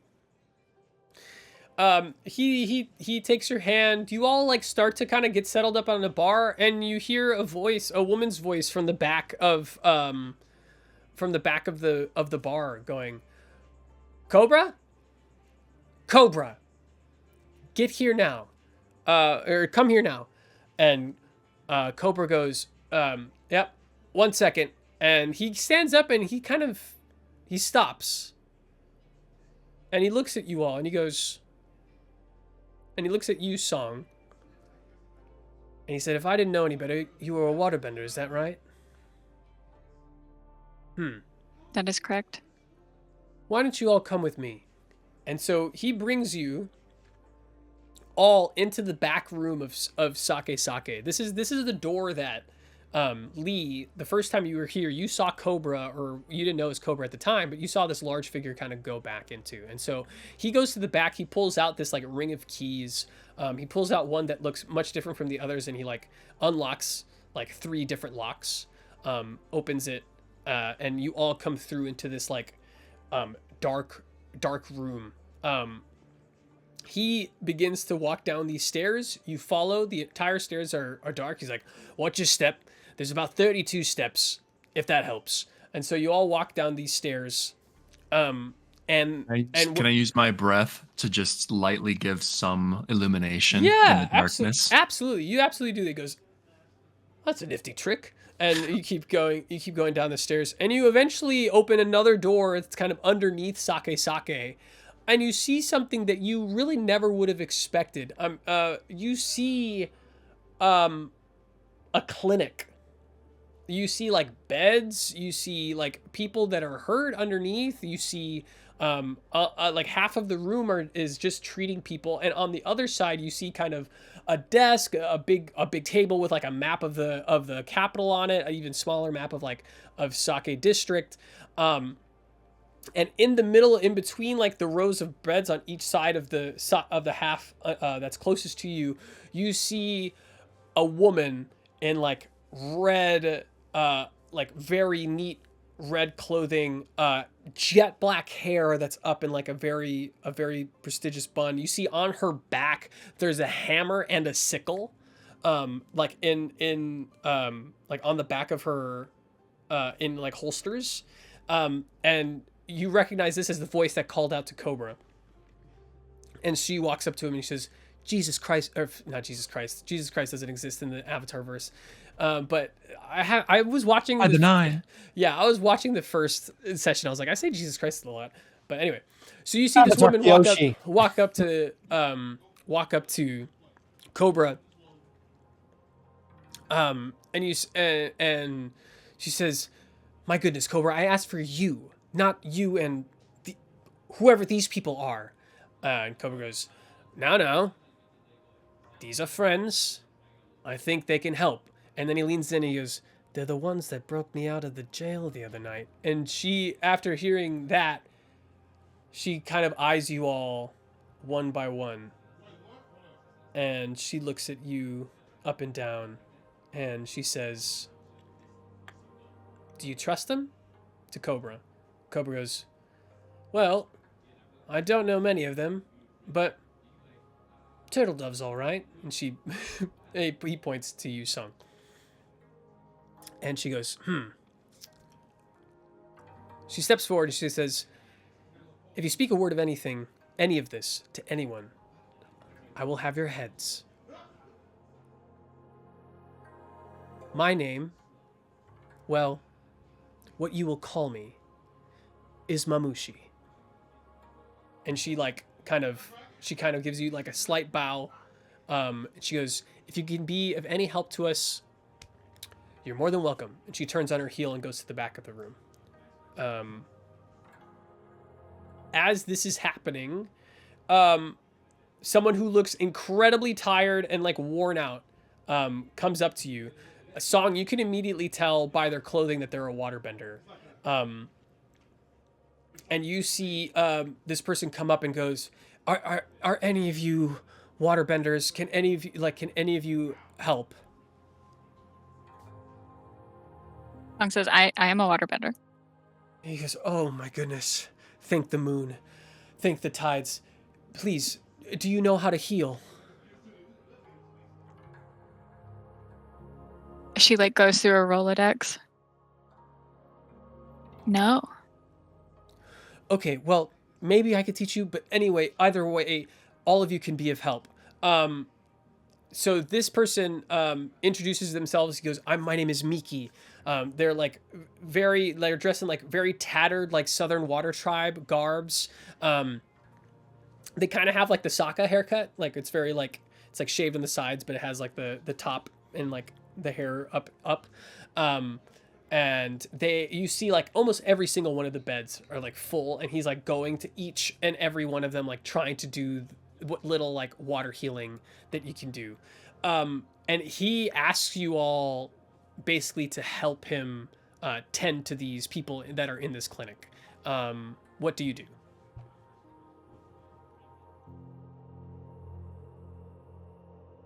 I will do what I can, but I have stood for a very long time today. So, if I may sit next to them.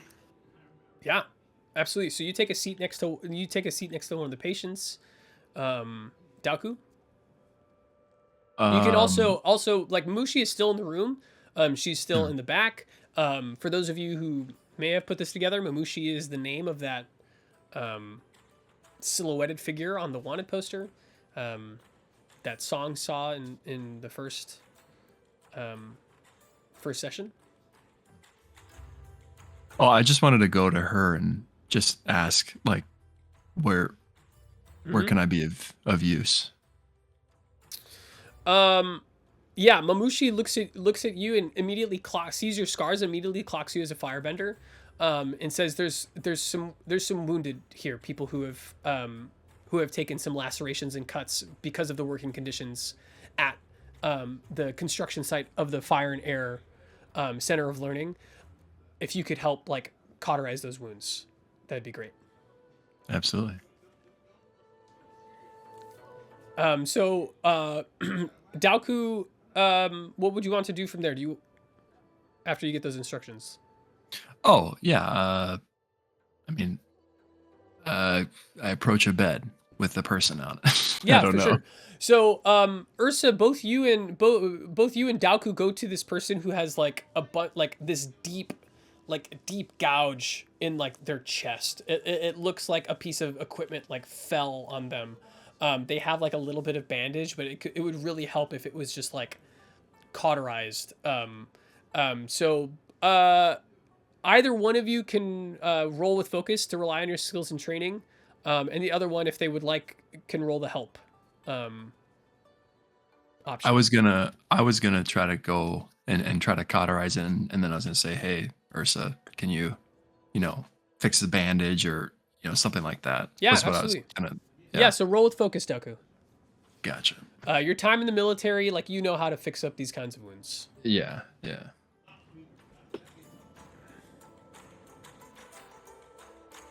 10. Excellent. Absolutely excellent. Yeah, so you've done this so many times before, like you like very like your hands like in the fingers, like these little pins of fire come out of each of your fingertips, and you like move them in a way that like act like you're basically stitching up and cauterizing the wound. Awesome. Ursa, you go to another bed where there's a person, similarly with like a cut, like a deep laceration in their shoulder. Roll with focus to help them out.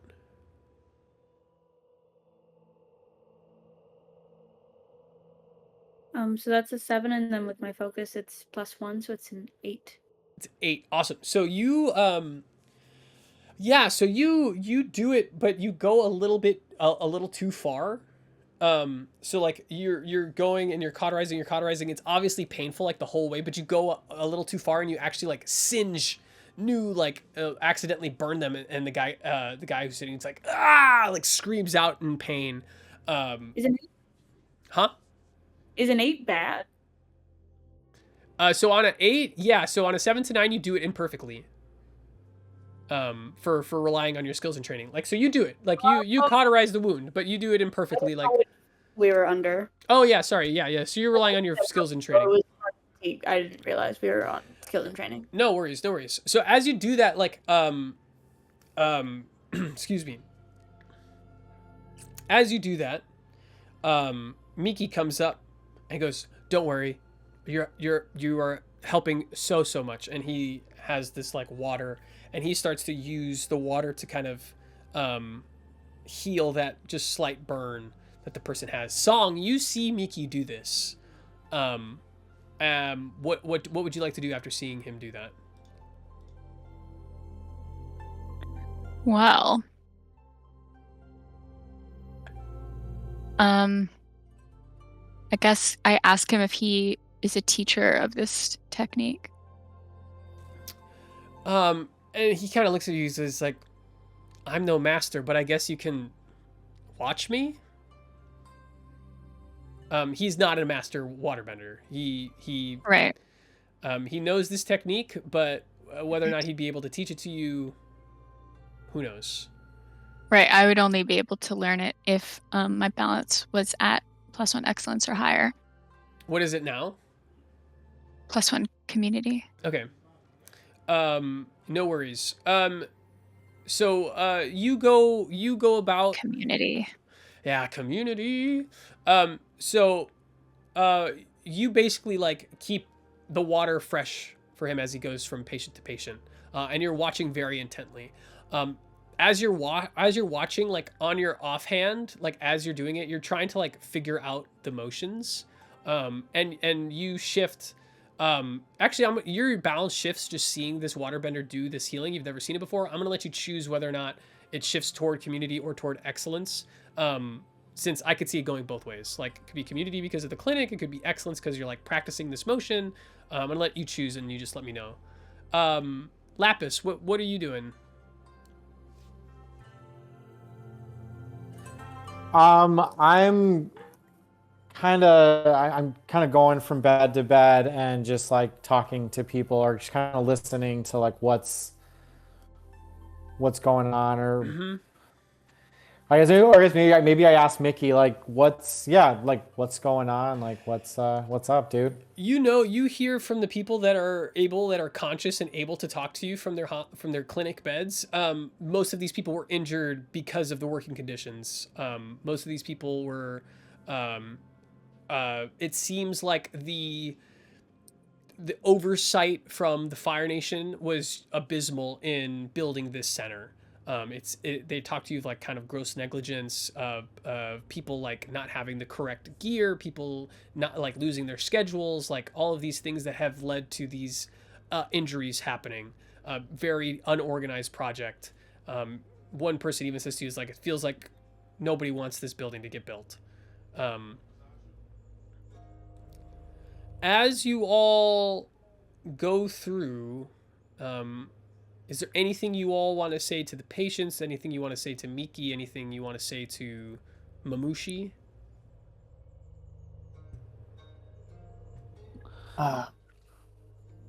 Yes. Yeah.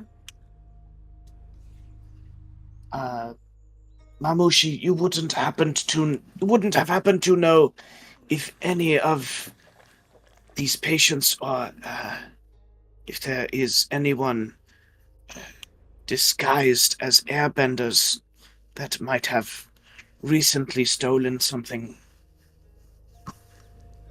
Disguised as airbenders. I don't know anything about disguised as airbenders. I just know about airbenders. And these people here are all injured because of them. And because of the sabotaging that they're doing on their work. Constructing the center in this district. These people are poor. They're the people who build the cities that these nobles walk around in. And who cares for them? Nobody. I care for them. So this gang of supposed airbenders, yeah, I've heard about them. But right now they're not exactly my priority.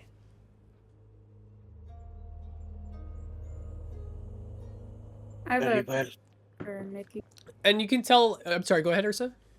Oh no, you finished the exchange. I just had a question for Mickey as well. I didn't want to. Oh, this is Mamushi, but yeah, you can ask Miki a question. Yeah. But why is this underground? Why is this clinic secret? Do we not have healthcare facilities in the Dragon District? She kind of chuckles. She goes, "You're not from around here, are you?"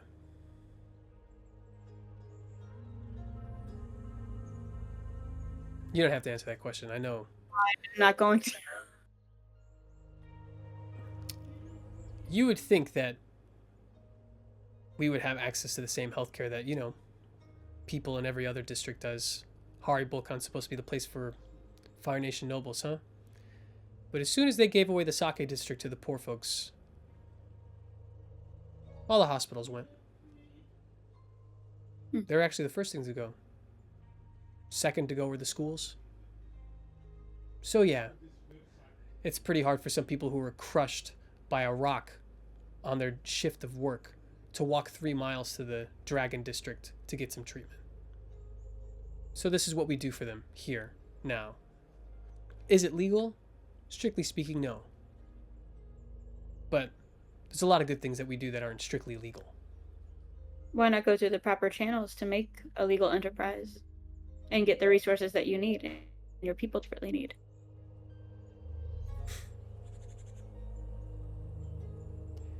I think there's an idea of the Fire Nation that you have that is very different from the reality of the Fire Nation that people live in.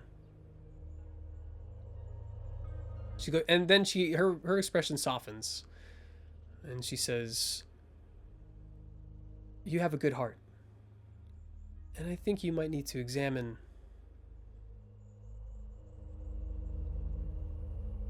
where you came from." And she thanks you. She goes, "But thank you you've done good here. Thank you so much for helping the people who need help." Thank you for doing the same. She lets like a moment kind of come across her.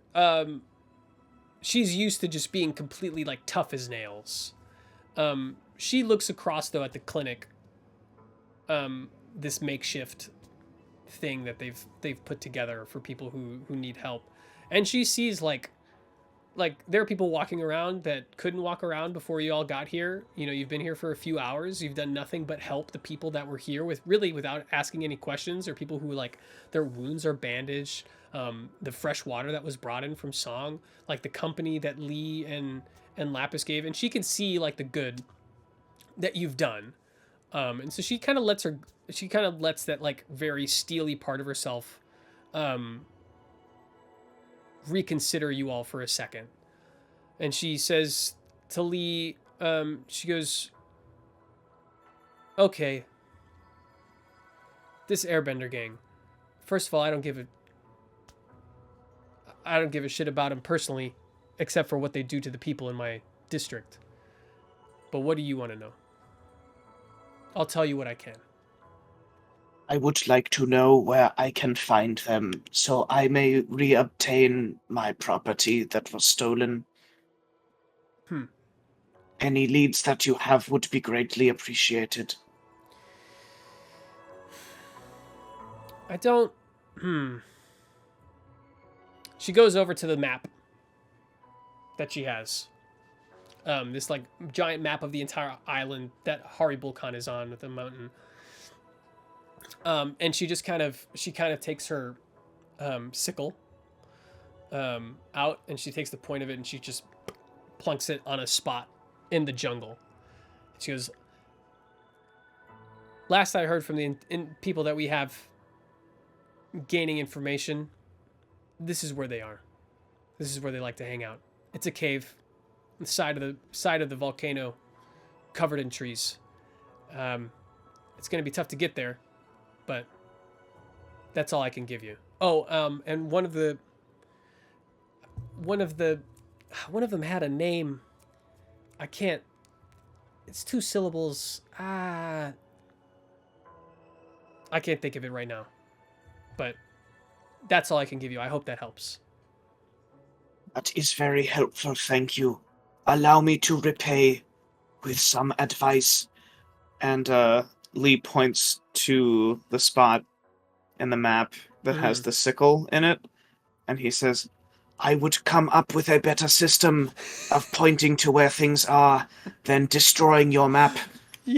What happens when you have to point to another spot later on and there's already a hole in your map? You have 2 holes.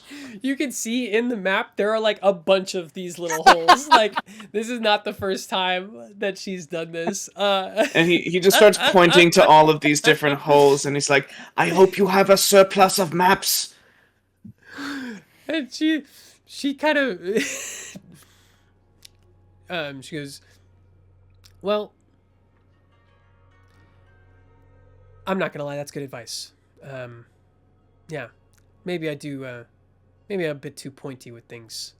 And she goes, before I let you all leave, I need to get your names. I apologize if my manners have been short today, but there's a lot of things that we're short on here in Sake District.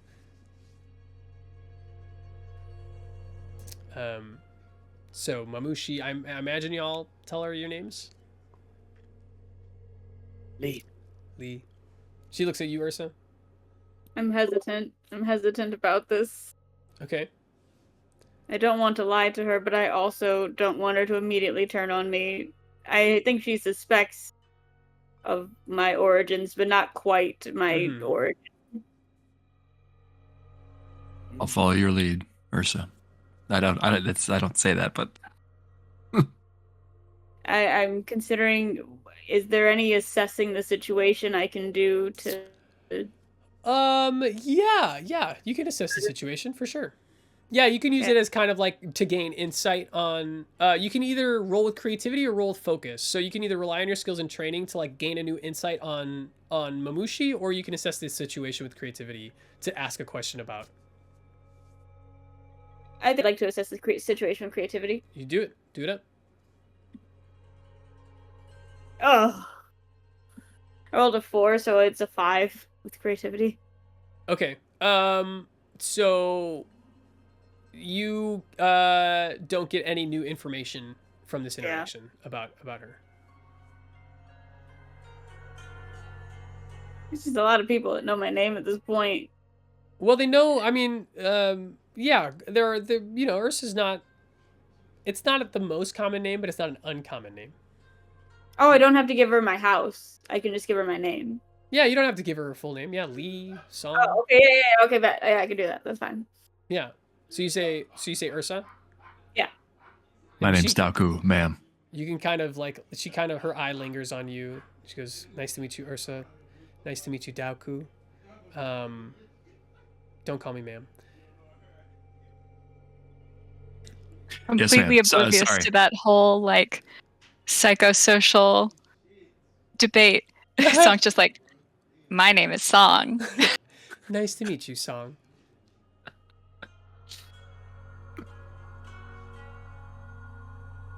And yeah, you can call me Lapis. Nice to meet you, Lapis. She goes, I do want to show my gratitude for you all helping here. The people in this clinic, they're grateful for you. and I'm grateful for you. And you see she goes to the wood of her table, and she like wraps this like knock that's very intricate, and teaches you all a knock that you can do on the door of the back room of Sake Sake in order to get in. And so she teaches you the secret knock. She goes, if you would ever like to lend your hand again to the people of the Sake district, you are more than welcome. And can the knock be the like introduction to like chop suey? So it's like yeah, you know, honestly, that's like that's exactly what it is. So that is exactly what the knock is. So she goes over and she's just like, this is a song that I heard on my travels. And yeah, okay. And so people have to progressively join in and like add the backup, like yes, exactly.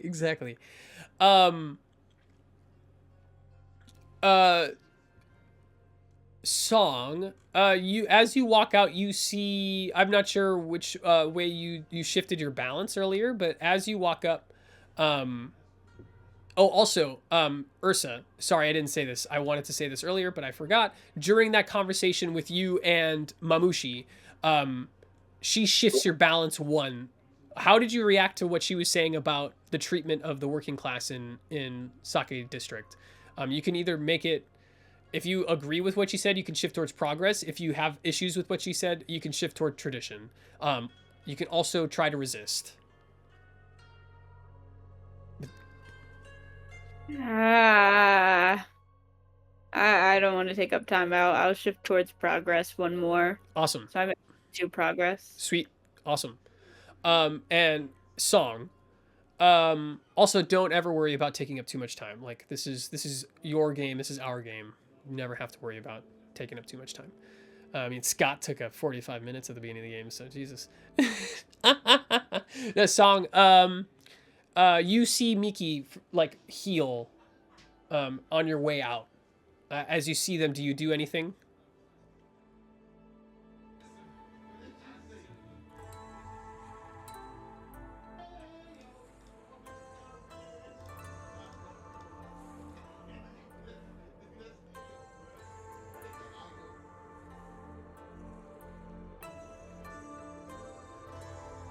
yes.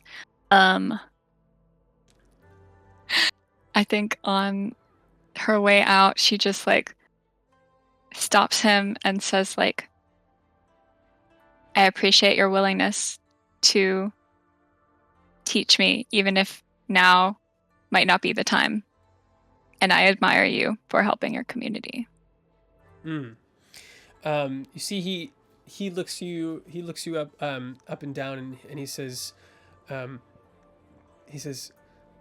I haven't learned much about waterbending, but what I do know, I try to use it to help. Thank you. And he gives you a bow. And you all like move up. Yeah, go ahead. Oh, my bad.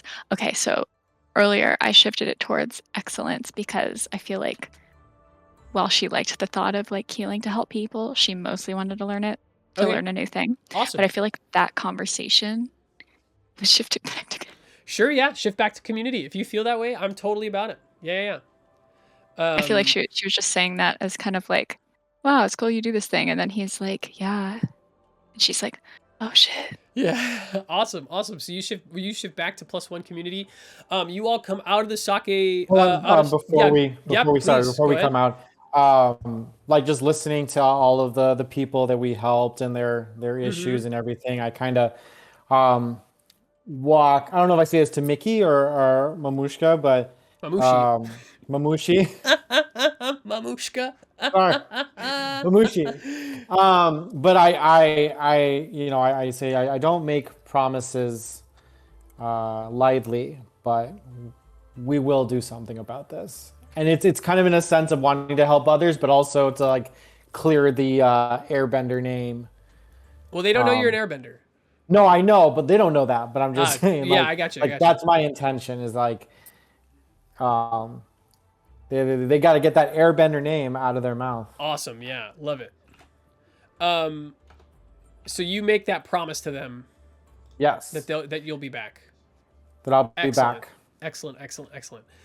You all walk up and out of Sake Sake. You see Cobra at the door, and he kind of like looks at you all, and he says to you, Song, he goes, I knew it was a good idea to bring you down there, Turtle Dove. Welcome to the gang. And he kind of looks at you all as you make your way out of Sake Sake. You can interact with him if you want. She says, I have never been in a gang. I know there is a secret knock. Is there a secret handshake? And Cobra goes, is there a secret handshake? Well, of course there is. But in order to get to the secret handshake, you have to use the secret knock. See you next time, Turtle Dove. The secret handshake is just like the entirety of the dance from The Parent Trap. Yeah. Oh, wow. Yeah, it's the entire SpongeBob password. So you all make your way out to the streets in front of Sake Sake. You have an area on the map. You can decide where to go from now. If you want to stay in Sake Sake, if you want to immediately go to that place on the map, what do you all want to do?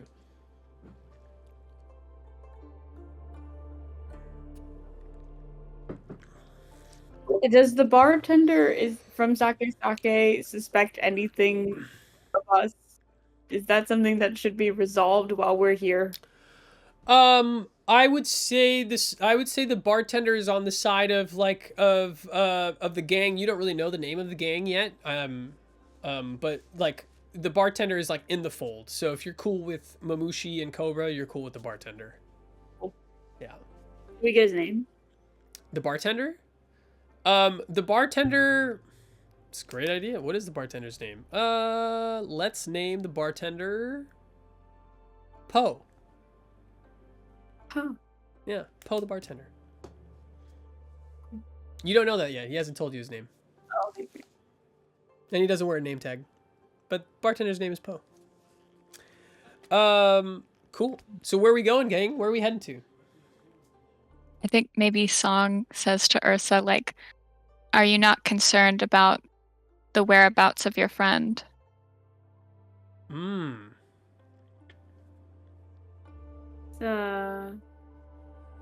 not that I'm not concerned.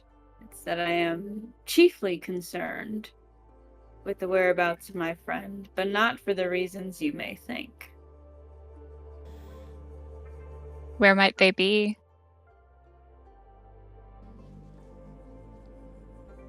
At home.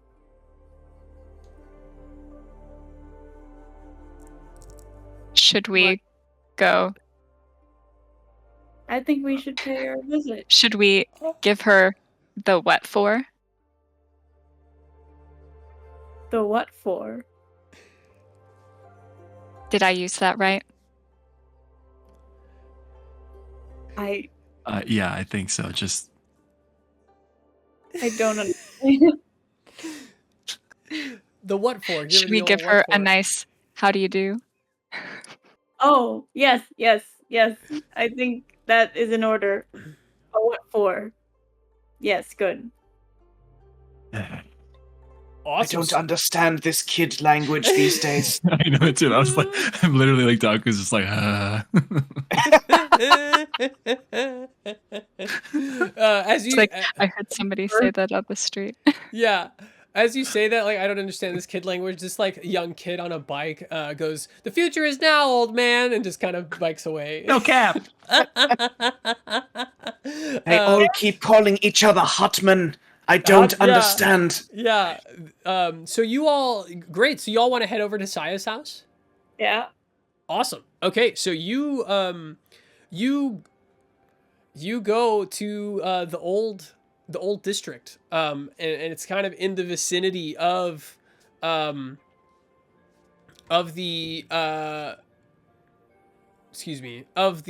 Temple of Azure Flame. Ursa, I'm gonna need you to roll with focus, to rely on your skills and training to kind of like go unnoticed, to like to just make sure that you're stealthy through this. Okay. So you're using like your military reconnaissance knowledge. I rolled a 6, so with focus it's a 7. Awesome. Yes. So you do that, but you leave your bow staff on your back, and so anybody who knows you from that like silver bow staff may notice you, but overall, like people on the street don't because like you've been in the propaganda. People have said that you've been kidnapped by the Guiding Wind. Like your name is kind of not your likeness and name have like kind of been out there. And so you walk through the Dragon District into from Sake. It's like a few miles around this kind of edge that you walk through, and you eventually get to a incredibly nice like mansion, like several stories high. The house of Saya and Saya's family. Ursa, you've been here before. You know Saya's parents. You know that she's an only child. You know where her bedroom is. What would you like to do?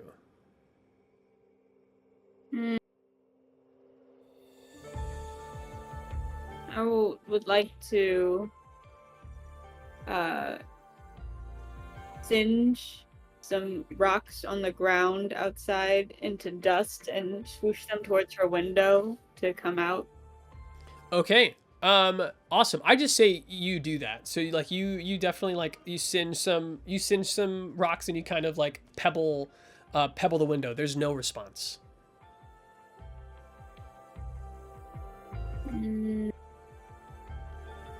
I do a bird call that she would answer, that we developed when we were in the girls' military academy, not the Dragon Battalion, but better than that. Yeah. You kind of like let out like a, and like you wait. There's no response. Well, I guess we got to do it the old-fashioned way. Do they have a doorbell? They do have a doorbell. You know that you will be immediately recognized by her parents if they answer the door. Perhaps we take a more stealthy approach. Well, I guess I scale the wall. Yeah, sure. Okay, I'm gonna need you to rely on your skills and training. Yeah, roll with focus. And anybody who wants to scale the wall, you know that her bedroom is like on the second floor.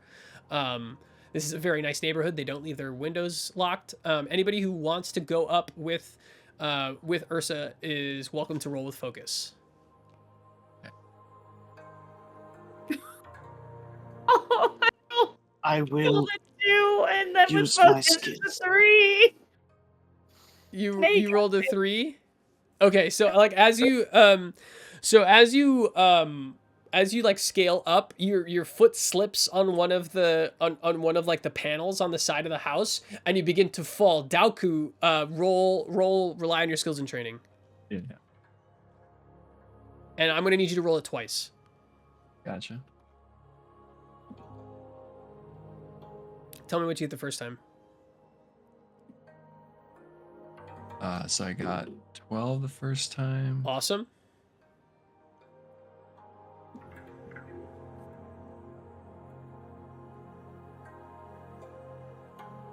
Uh, 9. And okay, The so second time. Daoku, you are climbing underneath Ursa, like you are expertly and carefully climbing. As she falls on a 9, you grab her.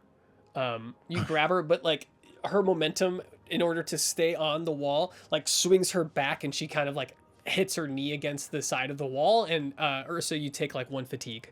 You mark 1 fatigue. How's everyone else doing climbing this wall? Or using their bending to get up this wall? I'd like to use my skills to maybe not climb myself, but maybe like help my allies by giving them like a rope. Absolutely. I'm gonna fire so it sticks to maybe like the bottom part of the roof or something like that, somewhere where it sticks fast. Awesome. And there's a cable at the end of the. Mark 1 fatiguely, and anytime anybody uses something with this rope, take +1 to any roll required. So everybody, like when it comes to this rope, everybody's gets a +1 to their roll. So it's just Daoku and Ursa upstairs. Is that or up the wall? Who else is going up? I'm waiting outside Okay. to potentially provide a distraction if need be. Awesome. So Ursa and Daoku, you both like get up to the windows. It's unlocked. You open it and you go into Ursa's now dark bedroom. It looks basically exactly how you remember it, Ursa, like from your childhood days. Not much has changed. You get the sense that like while this is technically her bedroom, maybe she doesn't spend a ton of time here after leaving the academy, the girls' academy. What would you like to do while you're in here? I mean, if she's not there, I would like to raid her dress like table Mm-hmm. to see if there's any clue of where she might have gone. If her Yeah. mom's there. Absolutely. So you can either assess or rely on your skill. So roll with creativity or roll with focus, whichever you prefer. Both are +1, so it's fine. Okay, sure. Daoku, you can do the same. Either one, as you kind of like search. Finally, I rolled a 9, so that's a 10. Okay, so you rolled a 10. Awesome. Me too. You rolled a 2, Daoku?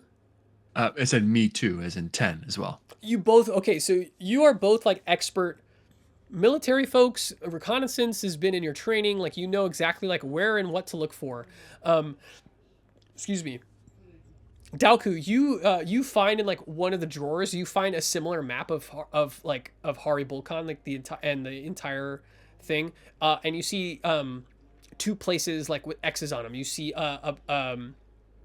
you see an X in front of the Center of Fire and Learning, and you see an X on the same place that Mamushi placed on the outside islands. And so you find like a map that has been clearly marked with those two places by Ursa. By Saya? Or sorry, by Saya. Mm-hmm. Ursa, you find a letter, and on a 10, you find a letter basically explaining to Saya like how to pick you up after your sparring, where to take you on your day out, how to lose you, and how to like bring you like to in front of the center of the Fire and Air Center of Learning. It details all of this. I'm gonna have you roll another focus or creativity, and let me know what you roll.